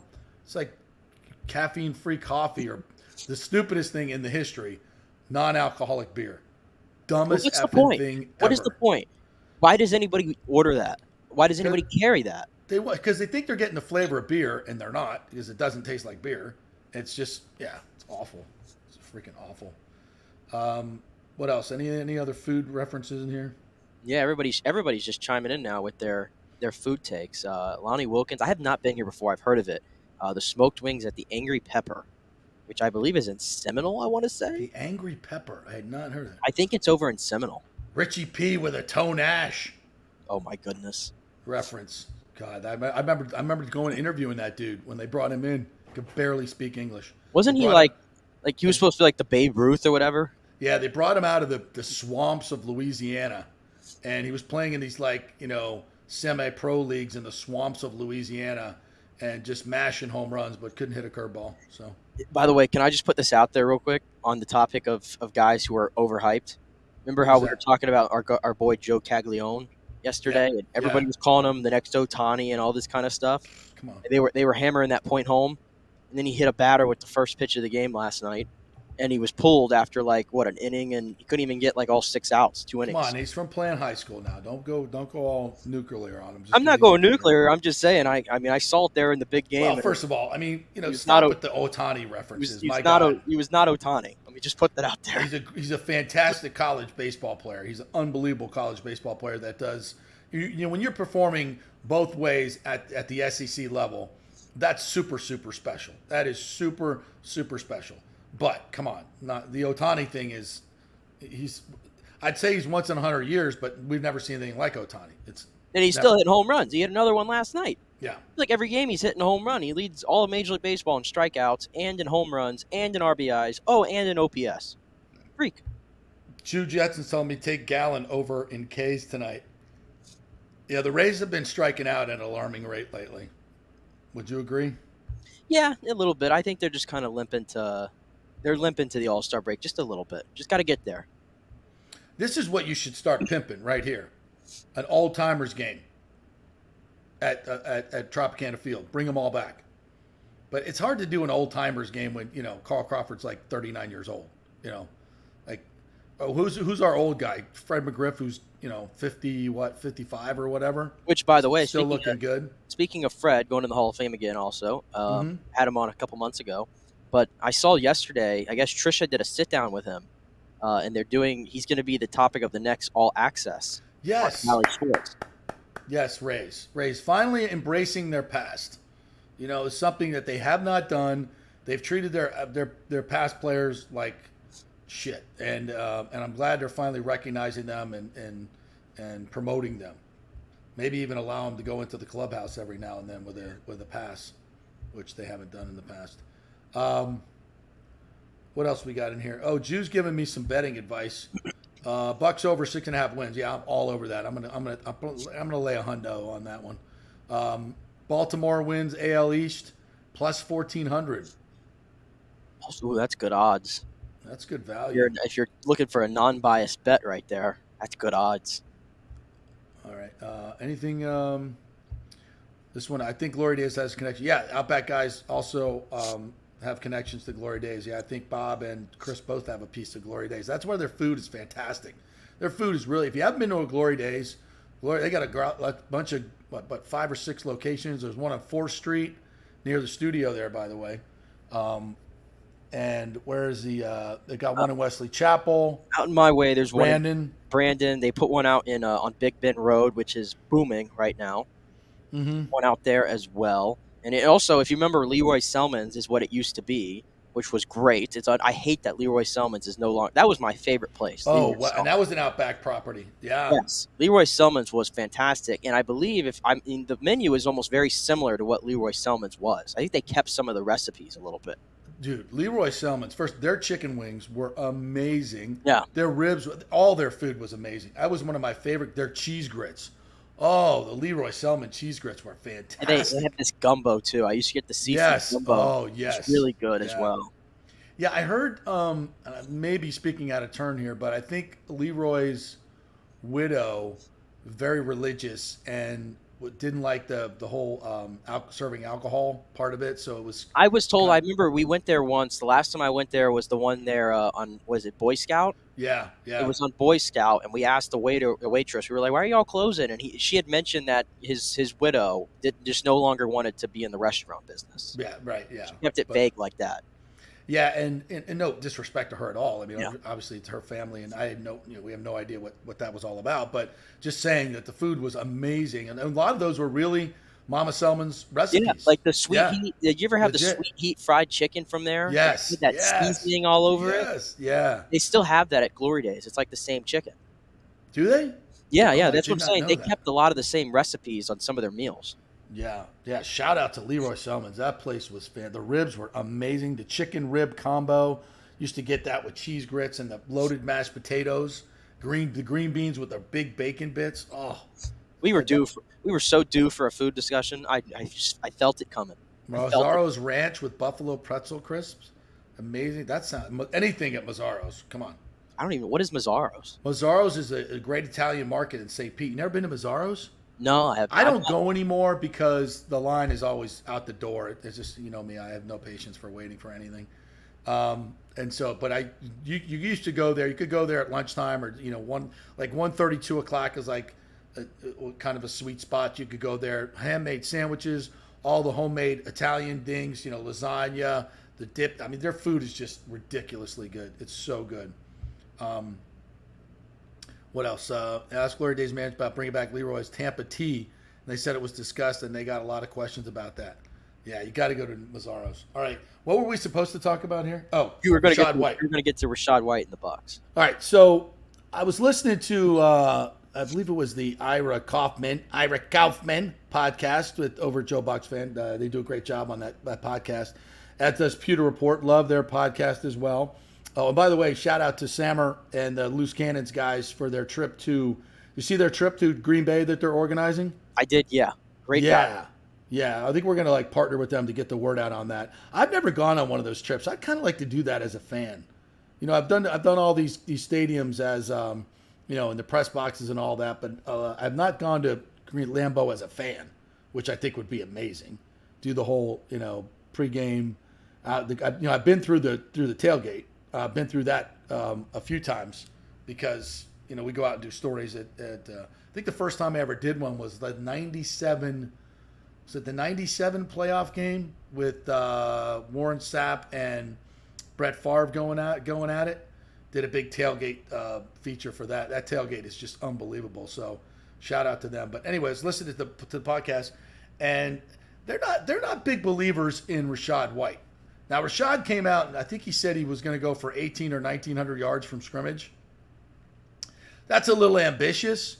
I'd probably I'll take 12 to 1,300, which I think is really doable for him if he stays healthy. And I guess they're looking at a lot of the advanced metrics. All I do is I watch the tape, right? I watch the tape, and when that guy got a chance to run the football in certain situations where it was conducive to running the football, meaning it wasn't just completely predictable, like most of the running plays we called last year, I thought he did a fantastic job. I think he's got wiggle. I liked his vision. He catches the ball and transitions to running very quickly with very natural. I think Keyshawn Vaughn does that as very well. And here's the proof is in the pudding. Okay, they didn't draft a running back, right? Yeah. They had a chance to draft a ton of running backs. They didn't because they feel like Rachaad White and Keyshawn Vaughn are players. And I think they're going to be really, really good players in this offense. I think Rachaad White has a chance to do 12, 13, 14, maybe 1,400 yards from scrimmage. I think he can be that good, given the opportunity and he stays healthy in this offense.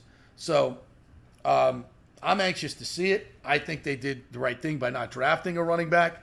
They've got I think they feel like Rachaad White and Keyshawn Vaughn were as good as any of those, Bijan Robinson notwithstanding, as good as any a running back in the draft. So why waste the pick when you got two young backs who really haven't gotten a chance to do what they should do? I don't think the fact that they haven't been productive, like Keyshawn Vaughn got one opportunity in a playoff game and he played great. He played great when he had to play. I think the only time that Rachaad White really got a shot to run the football, well, the only time he had more than 20 carries, he got 100 yards in Seattle. In Germany. So I don't know why people are down on Rachaad White. I think he's going to be I don't want to go superstar, but I think he's going to be extremely effective. So, what do you think? I could almost make the argument, and quarterback notwithstanding, because obviously you need some level of play there. Rachaad White, to me, is almost the most important guy to the offense for this season, for the way they want to play, for the way that Canales talks about the offense, and they've got to get the running game going, and they got to stick to it. They got to block up front, be consistent. And the fact that they didn't invest any draft capital, because remember, Rachaad White was what, a third-round pick? Yeah. And Keyshawn Vaughn in 2020, I believe, was a third-round pick as well. Yeah. So you've invested pretty decent draft capital in two running backs. And Keyshawn, I think his first year, we would all tell you he was completely in over his head. I mean, Keyshawn was probably overdrafted by, let's keep it real, probably 3 rounds. It was a shock when the Bucs took him that high, and it showed his rookie year. But I'm not the biggest Keyshawn Vaughn guy because I just feel like it's been 3 years now. I know the opportunities have definitely been limited for Keyshawn. I've seen spurts here and there. I wanted to say, like in 2021, there was a Carolina game where he got a chance to run a little bit, and he kind of took advantage of it and did well. But at that time, again, they were bringing in vets like Le'Veon Bell was running the football, and LaShawn McCoy, and Giovanni Bernard. They kind of have gone that route. To be That's my point. He's not gotten the opportunity. He hasn't gotten that opportunity. But Rachaad White, I mean, I think 1,900, if he had that, I mean, my goodness. We're talking then he's Pro Bowler, Yeah, we're elite levels here. But I think 1,400 to 1,500 is realistic. If he can give me just a little bit over 1,000, 1,100 on the ground, and, maybe in like the 400 to 500 range through the air, you got something cooking there with Rachaad White. And I think that's exactly what the Bucs expect out of him this season. I mean, if you think about it, 13 to 1,400 yards, that's 60 yards rushing, 30 yards receiving a game. Exactly. I think that's it's not that much. They didn't really use him to the best of his ability in the passing game last year, which coming out of Arizona State, that's what we always heard was that was his best trait, was his ability to catch out of the backfield. And I think Canales is going to get him involved a lot this season. Oh, yes. Byron Leftwich kind of just said, no, we're not going to do it. And I'll tell you what, you want to bootleg and put him out in the flat and get him the ball in space against a linebacker. I'll take that all day long. He will make that guy miss every single time. So we'll see. It wouldn't shock me if Rachaad White was the third leading receiver on this team. Me neither. Would not shock me. Because I don't think the tight ends are going to You know me, I'm a little down on the tight ends. I shouldn't say down. I'm a real wait and see on the tight ends. I think Cade Otton, to me, his ceiling in this league, I think he's a 600 to 650 yard a season guy at his ceiling. Yeah, Nothing wrong with that. no, That's okay. I think the tight end position though has boomed in recent years, where usually you like the best tight ends to be in that kind of 850 to now over 1,000 range. yeah. I don't think he's that. I think No, he's he's in not that that tier good. below that, where he's in that 600 to 650 range, which 15 years ago I think that was great. But Yeah. now I think it's just I think he's just average. It's He's average. league average. Yeah. I don't think he's special. He can get the job done, but I don't think he's special in any way. Prove me wrong though. Hopefully. All right. But what you love about Rashad is just listening to him. Like I love listening to him talk. We're gonna play some sound here. We'll stop it down. We'll try to get the questions in there. I know they're a little faint, but I just wanted you guys to get a little taste for who he is, how confident he is, and what he sounds like. Whoa, yeah. Trash talking with the defense. Yeah, I guess I can hold that crown right now. It's a pretty good amount of guys that be talking trash, but you know how it is. It's just all fun, though, and things like that. But, of course, having Coach Dave and coming from Seattle, and we be out there, and sometimes Ryan be trying to call out the play and call out stuff, so I talk a lot of stuff to him. Like, bro, don't be trying to be the little mole on the defensive side, trying to tell our plays and stuff like that. So. Way more modest about that. The biggest trash talk I think was where Mike Evans is on Saturday. You were I don't want to say both. More trash talk questions.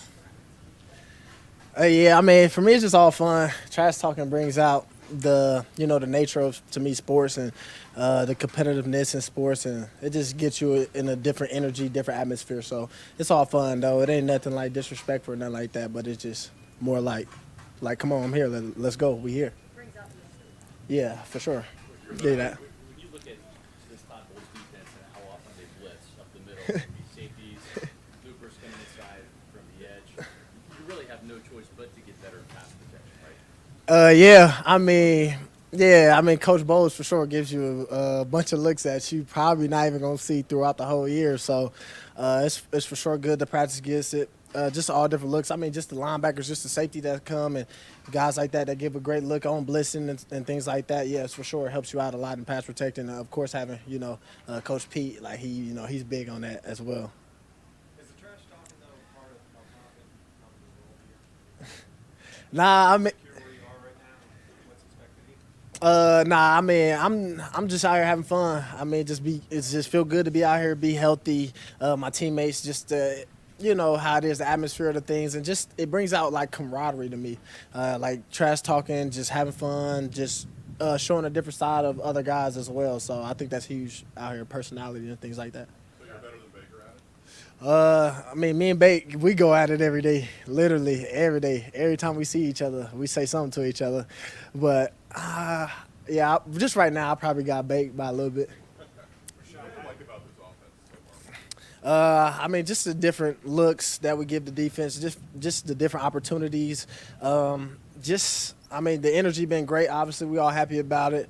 And just like pocket movement, just get the defense running side to side as well as it's just a well-balanced offense to me and things like that. And then the shots and the plays, and you just see guys like Chris and Mike and how they be open, and Mike come to the sideline saying, man, I ain't really been this open like this in a minute. It feel good. So just seeing things like that, it been great. Just happiness. It just been fun. Do you guys feel that this is a running back heavy offense? They do be asked to do a lot.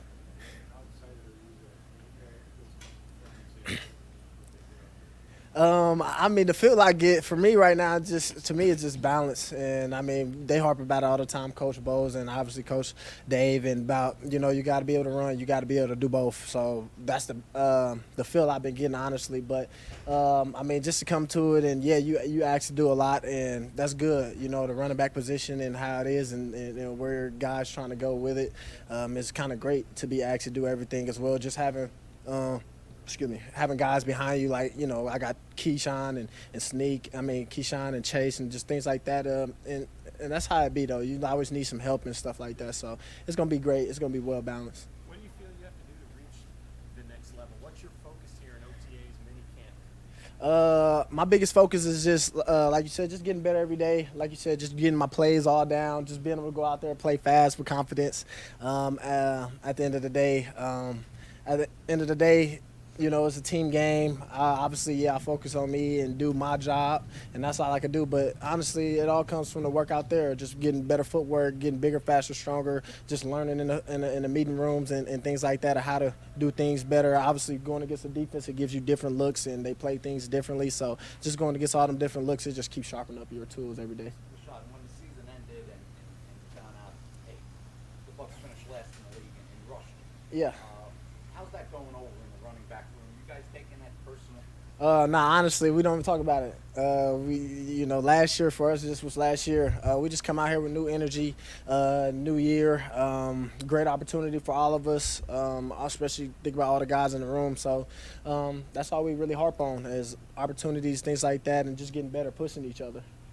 Let's stop it down for a sec. Couple of things there. Number one, and this is, I think, one of the reasons a lot of people are down on Rachaad White and Keyshawn Vaughn is they go, oh, the Bucks were last in rushing. They were the worst in the league. So how good can these running backs be? And I just think that's folly.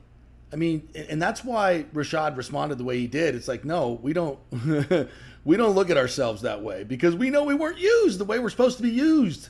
They know how dysfunctional this offense was last year with the mix of Brady and Byron Leftwich, and it was clueless. We've talked about this ad nauseum, so I'm not going to go over the different reasons why the scheme is awful. But that's why these guys don't wear it, and nor should they. They should not wear it. And to think that these guys are bad running backs because the running attack. I know, it's not causation, right? It's not, oh, terrible running game must be terrible running backs. No. First of all, how many carries did Keyshawn Vaughn get? How many carries did and look at the running game, how predictable it was. And the fact that the passing game was so short, everybody knew Brady was going to get the ball out in 2.1 seconds. So why you got safeties creeping up to the line? You go back and look at the tape, which of course I watched the tape ad nauseum myself, and you'll see. I'm like, okay, why did this play break down?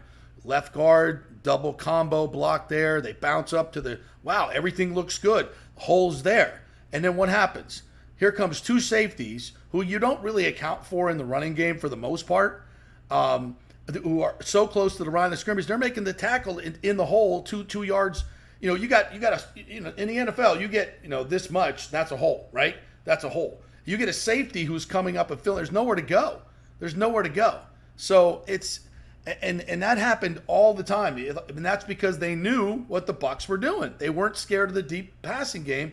It crushes your running game. So when you see these guys out in the open field where they have to make guys miss, for the most part, from what I saw on tape, they did. And that's what you ask a running back to do. Have good vision, try to find where the hole is. That's why I think they're unfairly maligned, in my opinion. That's why the box scores can be deceiving to look at, because you look at the final numbers and you go, 481 yards, 3.7 average. That's exactly what you look at, right? And if you didn't watch the games, I understand why people would go, oh, why are people talking this guy up? He doesn't look like he's any good. But I think real people around this league who pay attention and watch the tape know that Rachaad White is a player in this league. Got some great pub at the end of last year with the whole angry runs thing, which you could argue that he could have won that, to be honest with you, but he didn't. But still, Rachaad White, to me, like I said, he is almost the most important piece to this offense of what they're going to want to do. Because if you're bottom 3 or bottom 5 in rushing again this season, then we're talking about the Bucks being probably picking in the top 7 or 5 then. If it's that again. It's that simple. Yeah, and I think the biggest reason they didn't take a running back is because they know what they got. They got 2 guys, and I think Chase Edmonds, look, he's no superstar, but I think they'll find a role for him. And the kid from Syracuse who hasn't been cleared yet, Sean Tucker, right? I see a lot of people who looked at his tape and love him as a running back. And he was very productive at Syracuse. So he's got the heart issue, and I don't think he's been cleared yet. No. Which is why he wasn't drafted. So he's kind of a wild card, but I've heard a lot of people say great things about him. So if he gets cleared, that could be a steal for the Buccaneers in the running back room. So we'll see. I think they're going to be extremely, way more productive, hard to be worse, in the running game, and I think Rachaad White's going to be. I think he's going to be better than fine. I think he's going to be really good. I really do. I don't know what the over/under is for him on yards from scrimmage this year. We'll look it up in the break, but I think when I'm in Vegas, I'm definitely going to plop down some money on the over there for sure. No doubt about it.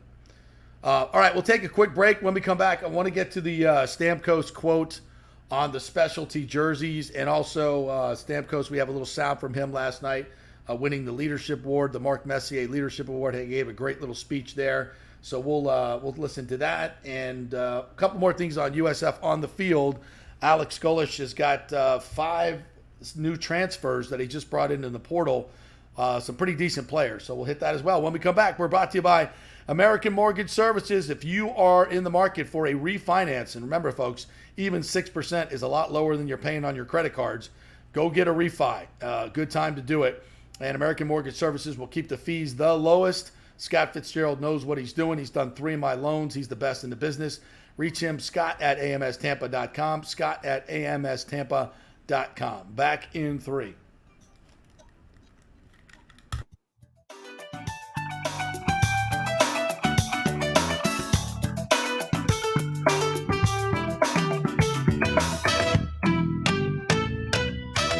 Insurance coverage can be confusing and expensive. I mean, where do you start? Which companies can you count on to pay out fast and fair?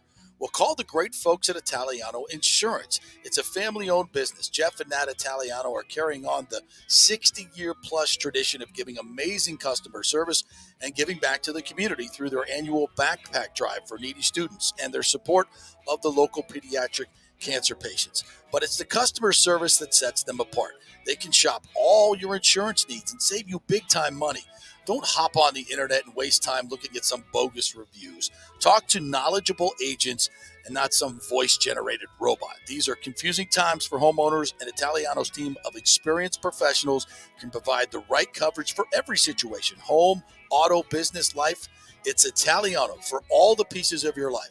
Call 813-877-7799 or go to italianoinsurance.com.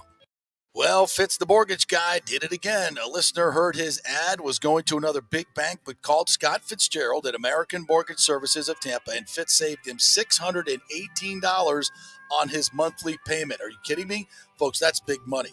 Rates are going up, they're going down, they're going all over the place. Scott will shop your loan and save you lender fees and get the best rates. Email him, scott@amstampa.com, or call 813-294-7595. That's Fitz the mortgage guy.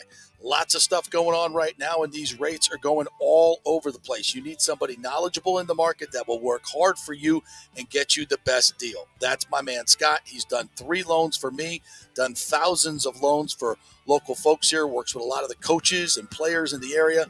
He's the guy. 813-294-7595, or go to scott@amstampa.com. During COVID, over 1.7 million people were added to the Florida Medicaid rolls, but as of April 1st, 2023, most of these people may not be eligible for the Medicaid coverage and will lose their health plan. If you have been notified you are losing your coverage, don't freak out. It's very likely you can apply for a federal subsidy under the Affordable Care Act. Just call 877-652-0244. Our representatives will walk you through the whole process, get some basic information on your income, number of kids, and then they'll find a plan that best fits your needs. In fact, with the new laws, 90% of Americans qualify for reduced or free health care. You can select great plans like Florida Blue. That's my carrier. Love them. Paying $800 left after making the call. 877-652-0244. Our highly trained professionals know all the intricacies of the new laws. They will do all the work. You save tons of money. So if you're being dropped from Medicaid, fear not. Call 877-652-0244. Get real health insurance, free doctor visits, free blood work, no deductibles. 877-652-0244. Hey, JP here for Extravaganza Productions Incorporated, EPI. You've probably seen their purple logo at so many events that you've gone to. They are based in Tampa.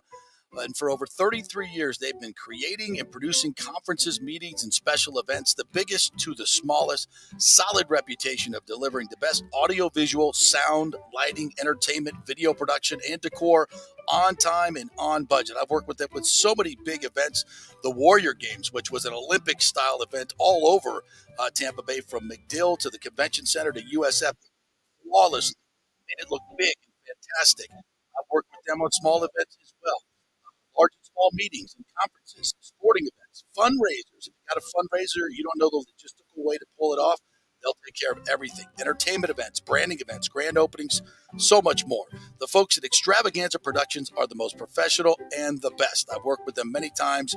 They are fantastic. You can contact them through extravaganzaproductions.com or call 813-621-4700. Extravaganza Productions, they are awesome. Ladies and gentlemen, let's rock. This is FanStream Sports with JP.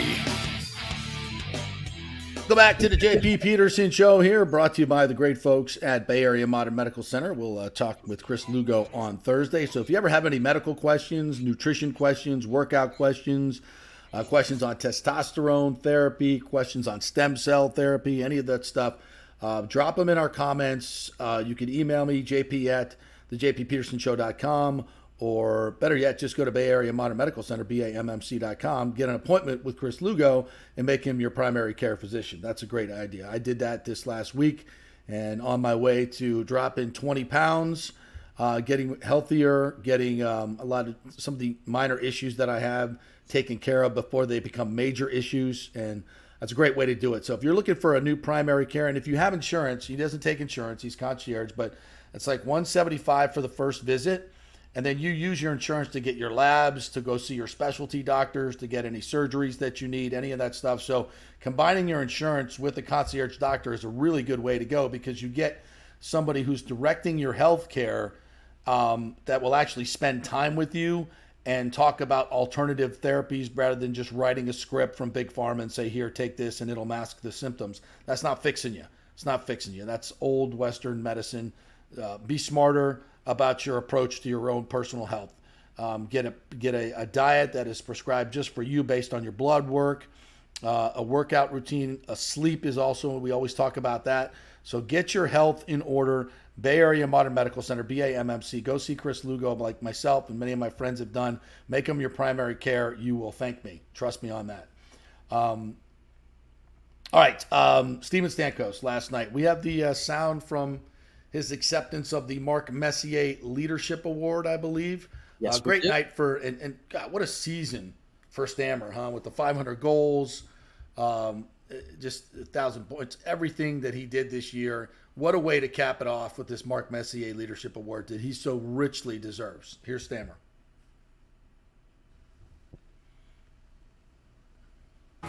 Thanks, Mark. It's an honor to get this award from you. Obviously, one of the greatest leaders that this sport has ever seen, and a tremendous spokesperson for our game today. So thank you very much.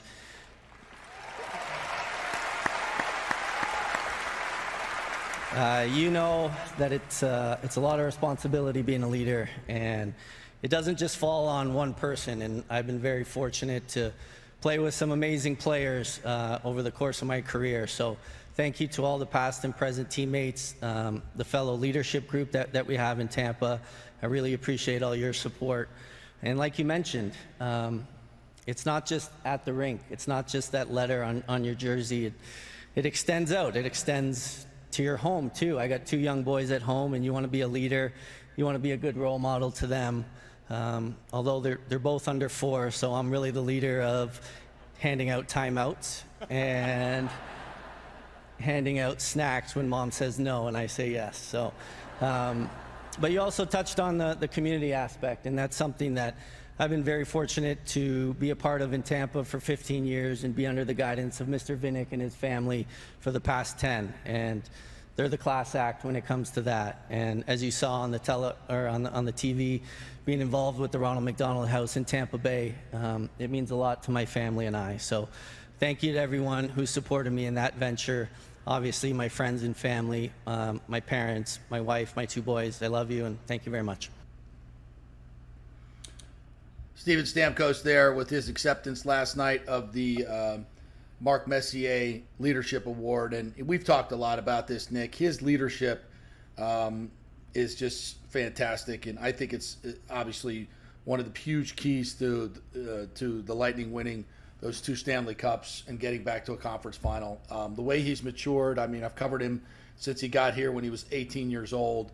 And obviously the talent has always been there, but the way he's fought through injuries and just led this team to those accolades is tremendous. And he richly deserves that. No question about it. Single most important athlete, I want to say, maybe in Tampa Bay sports history. I know, like, for short term, Tom Brady was really important to the Bucs, but Steven Stamkos, the longevity, 15 years of being with his franchise. I mean, we're almost pushing on a decade here of him being a captain for the Lightning, and not many guys can say they've been a captain for that long in the NHL. And the way that he talks about the community impact, and I mean, you talk a lot about these guys being great ambassadors for the Tampa Bay community. And if you can't tell in that clip that Steven Stamkos loves being in Tampa Bay, I mean, it's very apparent. He holds that honor with great prestige, being a captain and a leader in the community. So, again, he's one of those guys. He's a lifer. I know the contract situation is what it is, and I think they're going to get something done probably to make him a Tampa Bay Lightning member for life. And I think he's definitely fully deserved that. And also, just to transition, the answer he gave yesterday, I know you wanted to get to that here. Yeah, I got it right here. And this is regarding the NHL's decision to do away with the warm-up jerseys, the specialty warm-up jerseys, which is something I really think the NHL missed the mark on this because there's so much good that is done. And once again, we're making a stupid mistake here, throwing out the baby for the bathwater. It's, talk about, just some of the fun pregame warm-ups ones that we do, supporting the Gasparilla ones, for instance, were fantastic. The black jerseys, fans love those ones. And, of course, the ones supporting cancer, Stand Up for Cancer. There's so many great pregame warm-ups, and the fans love them. The fans absolutely love them. And, of course, with the controversy of the Pride Nights, some of the players did not want to wear them, and because of their religious beliefs. I get it. I understand it. A lot of players wanted to wear them, which is good too. Supporting that. Let me just read what Stamkos said because I think he nailed it here. He said, obviously a tricky situation. I think guys should have the right to do what they want. I think that the thing that is disappointing is when you had players who decided not to wear the jersey for warm-up. They were the headline of the story. It wasn't 98 or 99% of the other players that wore the jersey and enjoyed wearing it and were proud wearing it, whatever jersey it was, whether it was the Pride, the Military Night, the Cancer Nights. Guys take a lot of pride in wearing those types of jerseys. He continues, and listen, it should be your decision, but the story shouldn't be about the guy that didn't wear it and the one guy or two guys. I know that's the world we live in, where that's the story, not the success part. That seems to get lost a lot in the mainstream media these days. Gosh, could not agree more. I understand that that's what gets the clicks and that's what gets the views. But the word distraction gets thrown around, and I don't think it have been a distraction. It could have been a non-issue while focusing on the good that was coming out of those nights and the money that was raised and the players that did wear the jerseys those nights. And I think that's been the unfortunate part of it all. I cannot say it any better than that. And yes, let's blame the media. And let's blame the people in society that want to, if it's because a guy doesn't want to wear it for his beliefs or whatever, automatically got to make him a homophobe. He's the problem. He's the he's the devil, blah, blah, blah, blah, blah. It's ridiculous. It's ridiculous. Especially when you're ignoring the fact that, like Tammer says, 98 to 99% of the players are wearing them. And most of the people are supporting it. If somebody doesn't support it, you don't know what their reasons are. You don't know. Just respect them and move on. Why is that so hard to do? It was always a non-issue to me. It was like, and when you say 99%, it's like 99.9. Right, exactly. It was like 3 dudes. It was like 3 dudes. But again, that's all anybody wanted to concentrate on. And listen, I'm in the media game. I get it. Did I write stories about Ivan Provorov not wearing the jersey and John Tortorella's response? Yes, I did. Okay, because that's just, how it goes. You know how it goes, JP. It's part of the. It gets clicks. It gets people talking, comments, all those things. Stamkos is not lying there, but I think there's a large part of the hockey media who has sort of tried to put on this cape to like just go after like everybody that didn't do it, and it became the only part of the story rather than what those nights represent and all the good that was coming out of it. That part just got lost. Why can't Gary Bettman just say, hey, listen, we're giving our players opportunities to wear these jerseys, and if some players don't want to do it, that's fine, and support those players' decision not to do it. Yeah, Gary Bettman has bent the knee because of three people and some people on social media who have no profile picture. Right. And if they went away tomorrow, the world wouldn't know them and remember them or anything. That's just really what's happened here. But this is typical NHL. Do you expect the NHL to make the right decisions when it comes to No, this is knee-jerk as it gets. And now you know what you've done now? Stamkos wasn't the only player to speak on this. Chris Letang spoke on this, other players. This has all become a firestorm where the media has to know the opinion of every player. Right, exactly. How do you feel about this? And it's almost like they're waiting for that gotcha moment. That's exactly what they're doing. That's all that's going on here. And they don't want to listen to their reasons why they won't wear it. It's ridiculous. And they want to completely invalidate. It's like, you don't want to wear it. I don't care. You're homophobe. Yeah, the only jersey that's become subject to all this was the Pride one. Right. That's the only jersey that's become subject to this. And like, I never looked at it as a distraction. I thought that was so ridiculous. People started to say, "Oh, one guy didn't wear it. This is a distraction," and this is going to cause friction. And no. And like, I feel like the fans loved it. I always like going to those games. You see the jerseys, whatever the cause is, it always looks cool. They auctioned them off, and they made money off of it to donate to the charities and the causes and all those things. The one thing I will say, just because they're not wearing the jerseys, don't let it get lost. They're still going to do these theme nights, right, as they should. And they're still going to raise money for the causes and awareness and all that if the jerseys are not going to be worn. But I understand a lot of the creators of these jerseys, they have like creative liberty kind of and license to make these things and make them look really cool and different every single year. I feel bad for those people who are a little bit upset about it. The NHL just gets it wrong. But again, the NHL gets a lot wrong. I mean, look last night. Did you know the NHL awards were last night? No, did not know. I had no idea. I had no idea until I was scrolling through Twitter and I saw an award was announced, and I'm like, wait, that's tonight? What? Yeah. Typical NHL fashion. Not the fact that it's in Nashville, which I don't think they've ever done that before at. I could be wrong, but it looked like a cool event. But it wasn't broadcasted, and then the NHL shoots itself in the foot. Well, this is not really the NHL's fault, but in regards to marketing, they have the same problem the MLB has, where their best player, in Connor McDavid, is probably the worst player when it comes to try to market the dude.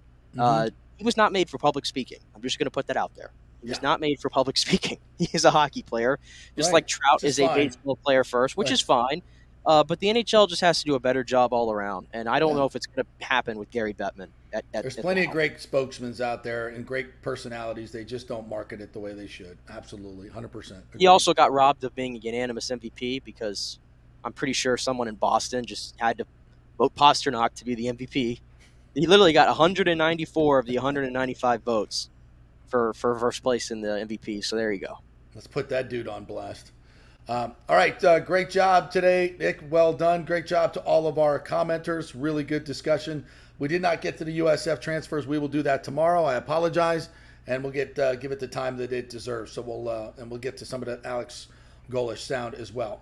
I'm off to Vegas. I will see you guys live from Vegas tomorrow. We got a lot of surprises in store, kind of Vegas centric. We'll learn a little bit more about what's going on out there in their sports world and gambling and all that stuff. So kind of have some fun shows from Vegas the next couple of days. I'm going out there for the match between Travis Kelce and Patrick Mahomes and Clay and Steph. That should be fun. So we'll have that all wrapped up for you. Have a great day, everybody. We'll see you tomorrow from Vegas, baby.